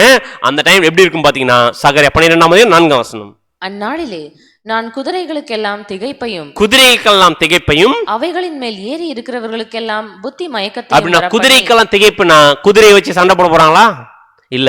குதிரை அப்ப எப்படி ஒரு வெப்பனா இருந்துச்சோ அதே மாதிரி இப்போ 3ஆம் உலக யுத்தத்துல டெக்னாலஜி, இந்த வெப்பன்ஸ் எல்லாமே அதான் டெக்னாலஜி தான் சொல்றாரு. இந்த டெக்னாலஜிக்கு என்ன வரப்போகுது? மிகப்பெரிய ஒரு திகைப்பு வரப்போறது. யூதா வம்சத்தின் மேல் என் கண்களை திறந்து வைத்து ஜனங்களுடைய எல்லா குதிரைகளுக்கும் குருட்டாட்டத்தை உண்டு பண்ணுவேன் என்று. அப்படின்னா இப்ப இருக்கிற டெக்னாலஜி எல்லாம் வச்சுதான் 3ஆம் உலக யுத்தமே நடக்க போது. இந்த 3ஆம் உலக யுத்தம் நடக்கும்போது டெக்னாலஜில மிகப்பெரிய கொலாப்ஸ் நம்முடைய ஆண்டவராக இயேசு ஏற்படுத்த போறாரு. ஏற்படுத்தும் போது உலகம் எல்லாமே திகைத்து பார்ப்பாங்க. ஃபைனலா யார் ஜெயிப்பாங்கன்னு பாத்தீங்கன்னா இஸ்ரேல் தேசம் ஜெயிச்சு நிற்கும் போது அந்த ஜனங்கள் புரிஞ்சுப்பாங்களாமா, யார் தான் இந்த வெற்றி நம்ம கொடுத்தது? ஆண்டவராக இயேசு கிறிஸ்து. அப்போ புரிஞ்சிட்டும் போது ஃபீல் பண்ணி கதறுவாங்களாமா. எப்படி கதறுவாங்க தெரியுங்களா இஸ்ரேல் ஜனங்க? ஐயோ! வசனம் வாசிக்கலாம். சகரியா 12:10 வசனம். நான் தாவீது குடும்பத்தாரின் மேலும் எருசலேம் குடிகளின் மேலும் கிருபையின் ஆவியையும் விண்ணப்பங்களின் ஆவியையும் ஊற்றுவேன். அப்பொழுது அவர்கள் தாங்கள் குத்தின என்னை நோக்கி பார்த்து, ஒருவன் தன் ஒரே பேரானவனுக்காக புலம்புகிறது போல எனக்காக புலம்பி, ஒருவன் தன் தலைச்சன் பிள்ளைக்காக துக்கிக்கிறது போல எனக்காக. சாதாரணமா ஃபீல் பண்ண போறதில்ல அவங்க ஜனங்கள். ஏன்னா யாரை கொண்டாங்க? இயேசு கிறிஸ்து கொண்டோம். அதான் இங்க வந்து பாத்தீங்கன்னா அவர் தங்களை குத்தின என்னை நோக்கி பார்த்துன்னா பார்க்க போறதில்ல, புரிஞ்சுக்க போறாங்க. யாருடைய ராஜ்யம் ஸ்டார்ட் ஆயிடுச்சு புரிஞ்சுப்பாங்க. பாத்தீங்கன்னா மேசியா வந்துட்டாரு, அவருடைய ராஜ்யம் ஸ்டார்ட் பண்ணிட்டாரு, அவர் தாங்க இந்த யுத்தத்தில் நமக்கு வெற்றியை கொடுத்தாருன்னு ஃபீல் புரிஞ்சுப்பாங்க. புரிஞ்சிக்கும் போது ஃபீல் பண்ணுவாங்க, அப்பேற்பட்ட மேசியா 1ஆம் வருகையில மாம்சத்தில் வரும்போது என்ன பண்ணிட்டோம்? கொன்னுட்டுமேன்னு ஃபீல் பண்ணி கதறுவாங்க. எப்படி கதறுவாங்க பாத்தீங்கன்னா ஒருவன் தன் தலைச்சின் பிள்ளைக்கு கதறுவது போல. ஒரு வீட்டில் எப்படி தலைச்சுன்னு செத்துட்டா கதறுவாங்களோ அந்த மாதிரி இஸ்ரேல் ஜனங்கள் எங்களுடைய மேசியாவை நாங்களே கொண்டுட்டுமே அப்படின்னு கதறி அழுவாங்க. கதறி அழும்போது அந்த கிறிஸ்துவை அக்செப்ட் பண்ணிப்பாங்க. இவர் தான் மேசியா, இவர் தான் எங்களுடைய ரட்சகர் அக்செப்ட் பண்ண உடனே ஆட்டோமேட்டிக்காக இந்த உலகத்தில் உயிர்த்தெழுதல் ஸ்டார்ட் ஆக ஆரம்பிச்சிடும். வசனம் வாசிக்கலாம். யோவான் 5:28. இதை குறித்து நீங்கள் ஆச்சரியப்பட வேண்டாம், ஏனென்றால் பிரேத குழிகளில் உள்ள அனைவரும் அவருடைய சத்தத்தை கேட்கும் காலம் வரும். அப்படின்னா செத்து போயிருக்கிற எல்லாரும் உயிரோட எந்திரிச்சு வரப்போறாங்க. வந்து 10 புறஜாதிகள் ஒரு யூதனோட தொங்கலை பிடிச்சிட்டு, உங்ககிட்ட தான் இருக்கிறார் ஆண்டவர், தேவன் உங்ககிட்ட தான் இருக்கிறார், நாங்கள் வச்சிருந்த கல் மண்ணும் எல்லாமே பொய் அப்படின்னு மனம் திரும்ப போறாங்க. அப்போ பைபிள் கையில் வச்சிருந்த கிறிஸ்தவர்களுக்கே மிக அசிங்கமா இருக்கும். ஏன்னா பைபிள் கையில் வச்சிருந்தே என்ன பண்ணல, யாரை ஏத்துக்கல, யாரை அக்செப்ட் பண்ணல, கிறிஸ்துவையே அக்செப்ட் பண்ணல. அப்போ இருக்கிறவங்களுக்கு அசிங்கமாக இருக்கும், ரொம்ப வருத்தமாக இருக்கும். சே, இப்பேற்பட்ட ஒரு பைபிள் கையில் வச்சுக்கிட்டு ஏசு கிறிஸ்து வானத்தில் பார்த்துருந்தோமே, அவர் ஆல்ரெடி வந்து இவ்வளோ ப்ராசஸ் பண்ணிட்டு இருந்தாரே அப்படின்னு சொல்லுவாங்க. அப்போ கிறிஸ்தவர்களாக இருக்க எவ்வளோ அசிங்கமாக இருக்கும், எவ்வளோ வருத்தப்படுவாங்க. அவங்களே எவ்வளோ வருத்தப்படுவாங்கன்னா, இப்போ சத்தியத்தை கேட்டு விட்டுட்டு இந்த மகாபத்தில் போய் மாட்டிட்டு வெளியே வந்தோம்னா நம்ம எவ்வளோ அசிங்கப்பட வேண்டியதாக இருக்கும், எவ்வளோ வருத்தப்பட வேண்டியதாக இருக்கும். அப்படின்னா ஆட்டோமேட்டிக்காக வெளிப்படையான ராஜ்யம் வந்துடும். எல்லாரும் கிறிஸ்துவை ஏற்றுப்பாங்க. உலக ஜனம் எல்லாருமே வந்துட்டாங்கன்னா 1000 அரசாட்சி வெளிப்படைய எல்லாருக்கும் அப்போகலிப்சிஸ் எல்லாரும் தெரிஞ்சுப்பாங்க. தெரிஞ்சதுக்காலமா சத்தியம் கொடுக்கப்படும், சத்தியத்தை கேட்பாங்க. சத்தியத்தை கேட்டு எல்லாம் அந்த 1000 வருஷத்துல நல்லா ட்ரூத்தை கேட்பாங்க. ஃபைனலாக ஒரு டெஸ்ட் இருக்குது. வெள்ளாடு செம்மறியாடு பிரிப்பார். அப்படி வெள்ளாடு செம்மறியாடுல கீழ்ப்படியக்கூடிய சத்தியத்துக்கு கீழ்ப்படியக்கூடிய வகுப்பார வெள்ளாட செம்மறியாட தனியை பிரிப்பார், வெள்ளாட தனியை பிரிப்பார். அப்படி வெள்ளாடா இருக்கிறவங்க சத்தியத்துக்கு கீழ்ப்படியாம இருக்கிறவங்கள 2ஆம் இடத்துல அழிச்சிடுவார். கீழ்ப்படியக்கூடிய ஜனங்களை 1000 years முடியும் போது வரக்கூடிய டெஸ்ட்ல ஜெயிக்கக்கூடியவங்கள என்ன பண்ணுவார் பார்த்தீங்கன்னா, ஆதாம் ஏதேன் தோட்டத்தில் இருந்தார் பார்த்தீங்களா, அந்த ஒரு ஆசீர்வாதத்தை மறுபடியும் இந்த பூமியில உலக ஜனங்கள் பெற்றுக்கொள்ள போறாங்க. ஆனா கீழ்ப்படியாம போகக்கூடிய ஜனங்கள் அவங்களையும் சாத்தானையும் அவங்க பேச்சு கேட்கறவங்களையும் 2ஆம் இடத்துல அடிச்சிட்டு போறாங்க. வசனம் வாசிக்கலாம். வெளிப்படுத்து 20:7-8. அந்த 1000 வருஷம் முடியும் போது சாத்தான் தன் காவலிலிருந்து விடுதலையாகி பூமியின் 4 திசைகளிலும் உள்ள ஜாதிகளாகிய கோகையும் மாகோகையும் மோசம் போகும்படிக்கும் அவர்களை யுத்தத்திற்கு கூட்டிக் கொள்ளும்படிக்கும் புறப்படுவான். அவர்களுடைய தொகை கடற்கரை மணலத்தனையா. அப்படின்னா ஃபைனலா அந்த 1000 years முடிவுல உலக ஜனங்களுக்கு சத்தியத்தை யார் சொல்லிக் கொடுக்க போறது? 1000 yearsல இப்போ 151 வருஷம் போயிடுச்சு. இன்னும் கொஞ்சம் மகாபத்திரம் வந்து எல்லாம் அழிஞ்சு போறாங்க. மறுபடியும் உயிர்த்தேர்தல் வரப்போகுது. எல்லாம் உயிர்த்தேர்ந்து வரப்போறாங்க ஜனங்க. அந்த ஜன சத்தியத்தை யார் சொல்ல போறா? கிறிஸ்துவும் சபையும். யாருங்க அவங்க? நம்ம ஒருவேளை சபையாயிட்டா நீங்களும் நானும் போய் உலக ஜன சத்தியத்தை சொல்லிக் கொடுக்க போறோம். சொல்லி கொடுத்த பின்னாடி 1000 வருஷம் முடியும் போது கொஞ்ச காலம் சாத்தானை விடுதலையாக்க போறார். விடுதலையாக்கும் போது அப்போ சாத்தான் பேச்சு கேட்டு யாரெல்லாம் போறாங்களோ அவங்களையும் சாத்தானையும் சேர்த்து 2ஆம் மரணம் பண்ணிடுவார், அழிச்சிடுவார். அழிச்சதுக்கு அப்புறமா கீழ்ப்படியக்கூடிய உலக ஜனங்களுக்கு யுகாயுகத்துல கொண்டு போவார். பிதாவாகிய தேவன் ஹேண்ட் ஓவர் பண்ணிடுவார். ஹேண்ட் ஓவர் பண்ணிட்டார்னா பிதாவாகிய தேவனுடைய கட்டுப்பாட்டுக்குள்ளற அவருடைய ராஜ்யத்துக்குள்ளற ஒட்டுமொத்த உலக ஜனங்கள் அப்படியே கீழ்ப்படியக்கூடிய ஜனங்கள் உள்ள போவாங்க. உள்ள போனதுக்கு அப்புறமா கடைசியா வெளிப்படுத்தல் 21:4 அவருடைய கண்ணீர் யாவையும் தேவன் துடைப்பார். அப்படின்னா அது வரைக்கும் கண்ணீர் இருந்துச்சு. லிட்டில் சீசன், அதாவது அந்த கொஞ்ச காலம் சாத்தான் விடுதலை ஆயிட்டு பின்னாடி டெஸ்ட் வச்சு பின்னாடி கீழ்ப்படியக்கூடிய ஜனங்களுக்கு நிச்சயத்திற்கும் ஜீவனோடு இருக்கக்கூடிய ஆசீர்வாதத்தை கொடுத்துருவார். அதுக்கப்புறம் அவங்க என்ன பண்ண மாட்டாங்க, உலக ஜனங்கள் சாக மாட்டாங்க. அவனுடைய கண்ணீர் யாவையும் தேவனே துடைக்கிறாராமா. இனி மரணமும் இல்லை, துக்கம் இல்லை, அலறுதலும் இல்லை, வருத்தம் இல்லை, முந்தினவைகள் ஒழிந்து போயின என்று முன்னாடி இருக்கிற எல்லா விஷயமே என்ன ஆயிடும், ஒழிஞ்சு போயிடும், அழிஞ்சு போயிடும். நிச்சயத்திற்கு உலக ஜனங்கள் என்ன பண்ண போறாங்க, சந்தோஷமா இருக்க போறாங்க. அந்த நிச்சயத்துக்கு உலக ஜனம் சந்தோஷமா இருக்கணும்னா, அவங்க பூமியில சந்தோஷமா இருக்கணும்னா இப்போ யார் நிறைவடையணும்? 1,44,000 நிறைவடையணும். நிறைவடைஞ்சிட்டா இந்த பூமியில 3ஆம் உலக யுத்தம் வந்துடும். 3ஆம் உலகம் யுத்தம் இன்னும் ஏன் வரல? நீங்களும் நான் இன்னைக்கு தான் சப்ஜெக்ட் கேட்டுனுக்குறோம். இப்போதான் கிறிஸ்து வந்துட்டாரா, சரி என்ன பண்ணலாம் அடுத்தது, ஓடலாமா பொறுமையாக போகலாமா அப்படின்னு யோசிச்சுனுக்குறோம். ஆனால் இங்கே கேட்டுக்கிற மாதிரி பல ஊர்களில் இந்த சத்தியத்தை அநேக சகோதரர்கள் வாஞ்சியோட கேட்டுக்கிறாங்க. ஒருவேளை இங்கே ஓட்டத்தில் நம்ம ஸ்லோ ஆனோம்னா வேற எங்கேயாச்சும் ஓடிட்டு இருக்கிற சகோதர சகோதரிகள் அந்த ஓட்டத்தை ஓடி முடிச்சிட்டாங்கன்னா, அந்த ஒரு ஆசீர்வாதம் முடிஞ்சனா ஆட்டோமேட்டிக்காக இந்த யுத்தம் ஸ்டார்ட் ஆகிடும். அவங்க எல்லாரும் ஓடுறதுக்குள்ளார நமக்கு ஆண்டவர் கொடுத்த சத்தியத்திற்கு ஏற்ற ஒரு வாழ்க்கையை இப்பே நம்ம வாழ்ந்து ஓட்டத்தை முடிச்சிட்டா நம்ம சபையாயிட்டோம்னா மிகப்பெரிய ஒரு ஆசீர்வாதம் வாங்கிடுவோம். இவ்வளோ ப்ராசஸ் யார் தான் பண்ண போகிறது? பின்னாடி கிறிஸ்துவும் சபையும் சேர்ந்து பண்ண போகிறோம். அப்படின்னா இன்னைக்கு கிறிஸ்து கொடுத்த சத்தியம் மாபெரும் சத்தியம். நம்முடைய ஆண்டவராக இயேசு கிறிஸ்துனுடைய 2ஆம் வந்திருத்தல். நம்முடைய ஆண்டவராக இயேசு வந்துட்டாரா? எப்போ வந்தார்? 1870 வந்துட்டார். வந்து அவர் உயிர்த்தல் ஸ்டார்ட் பண்ணிட்டாரா? எப்போ ஸ்டார்ட் பண்ணார்? 1878 ஸ்டார்ட் பண்ணிட்டார். எப்போ முடிப்பார் தெரியல. அது யார் கையில் இருக்கு? நம்ம கையில் இருக்கு. நமக்காக வெயிட் பண்ண போறதில்ல. யார் ரெடியா இருக்கிறாங்களோ, கதவு க்ளோஸ் ஆகிறது முன்னாடி யார் உள்ள போயிடுறாங்களோ, உள்ள போயிட்டா டோர் க்ளோஸ் ஆயிடும். க்ளோஸ் ஆயிடுச்சுன்னா தட்டிட்டு ஆண்டவரே இப்போ தரங்க, கொஞ்சம் லேட் பண்ணிட்டேன் நான் வந்துடுறேன் அப்படின்னா நோ சான்ஸ். க்ளோஸ் ஆனதா முடிஞ்சு. ஆனால் என்ன ஆச்சரியனா, க்ளோஸ் ஆகிட்டு அப்புறம் நீங்களும் எவ்வளோ கதர்னா கூட ஓப்பன் பண்ண மாட்டார். ஆனால் இப்போ என்ன ஆயிருக்கு தெரியுங்களா? டோர் ஓப்பனில் இருக்கு, கொஞ்சம் கேப் இருக்கு. இப்போ யார் உள்ளே போடணும்? அவங்க போகணும். மிஸ் பண்ணிட்டோம். அன்புக்குரிய சகோதரர்களே, ஞானவான்களுக்கு கூட உலகத்தில் இருக்கிற எவ்வளோ பெரிய ஞானிகளுக்கு கூட இந்த சத்தியம் தெரியல. ஆனால் அற்பரும் நீசரும் குப்பியமா இருக்கிற நமக்கு இந்த சத்தியத்தை கொடுத்துருக்காருன்னா தேவன் நம்பி கொடுக்குறார் நம்ம கீழ்ப்படியும்னு. அதை சத்தியத்திற்கேற்ற ஒரு வாழ்க்கை வாழ்ந்து சபையாய் போய் சேர தேவன் தாமே ஆசீர்வதிப்பாராக. இந்த வாய்ப்பை கொடுத்த பிதாவாகி தேவனுக்கும் நம்முடைய ஆண்டவராக இயேசு கிறிஸ்துவுக்கும் நாம் நன்றிகளையும் ஸ்தோத்திரத்தை எடுத்துக்கொள்வோம். அடுத்த வாரம் மாபெரும் சத்தியம் இருக்குது. பெணம் கிடைக்க போது நம்மளாம் கழுகுதானே வந்து சேரலாமா?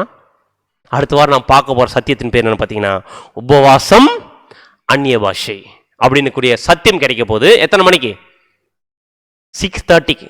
இன்னைக்கு மாதிரி 2:30 3 o'clock ஸ்டார்ட் ஆகாது. ஆஸ் யூஷுவல் டைம் நமக்கு 6:30 இந்த சப்ஜெக்ட் ஸ்டார்ட் ஆகும். பிணம் மான சத்தியம், ஈடுபலிக்குரிய சத்தியம், ஆழமான சத்தியம் நமக்கு கிடைக்கும்.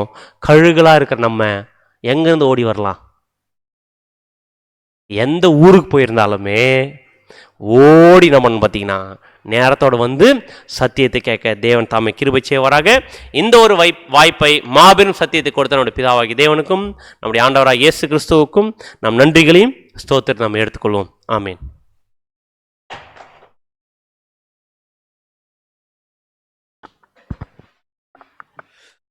அன்பான சகோதர சகோதரிகளே, இந்த ஒரு நாளில் கூட நம்மளை ஒரு சிலராக ஒன்று கூட்டி நம்மளுடைய பிதாவாகிய தேவன் அவருடைய திட்டங்களையும் அவருடைய சத்தியங்களையும் நம்மளுக்காக வெளிப்படுத்தி இருக்கிறார்.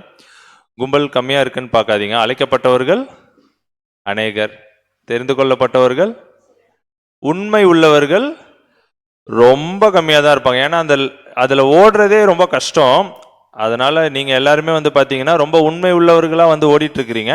ஸோ அதை தேவன் பார்க்குறார். ஸோ கண்டிப்பாக அதோடைய ஆசீர்வாதத்தை நீங்கள் கண்டிப்பாக பெற்றுக்கொள்வீர்கள் என்ற ஒரு விசுவாசத்தோட இன்றைக்கி ஒரு பாடத்தில் கூட உங்களுக்கு ஏதாவது டவுட்ஸ் இருக்குது அப்படின்னு சொல்லிட்டு பார்த்தோன்னா நீங்கள் என்ன பண்ணலான்னா பிரதரை கேட்டு நீங்கள் அதை கூட கேட்டு தெரிஞ்சுக்கொள்ளலாம். ஸ்கிரிப்ட் வந்து பார்த்தீங்கன்னா போன வாரத்தோட ஸ்கிரிப்ட் ப்ளஸ் இந்த வாரத்தோட ஸ்கிரிப்ட் ரெண்டுமே இருக்குது. தயவு செய்து ஸ்கிரிப்ட் வந்து கொஞ்சம் படிங்க.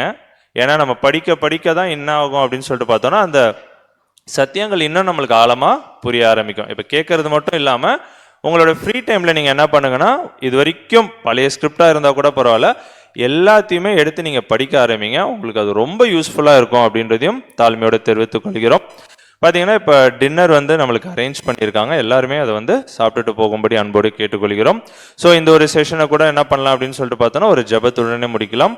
இதுக்கு நம்ம வெள்ளூர்ல இருந்து வந்திருக்கோம். நம்மளுடைய அன்பு சகோதரர் ராஜேஷ் அவர்களை அன்போடு அழைக்கிறோம்.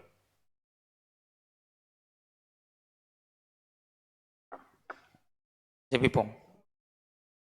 எங்களை அதிகமாக நேசிக்கிற எங்கள் அன்பின் பரலோக தகப்பனே, தேவரீர் இந்த இரவு வேளைக்கு நன்றி செலுத்துகிறோம்.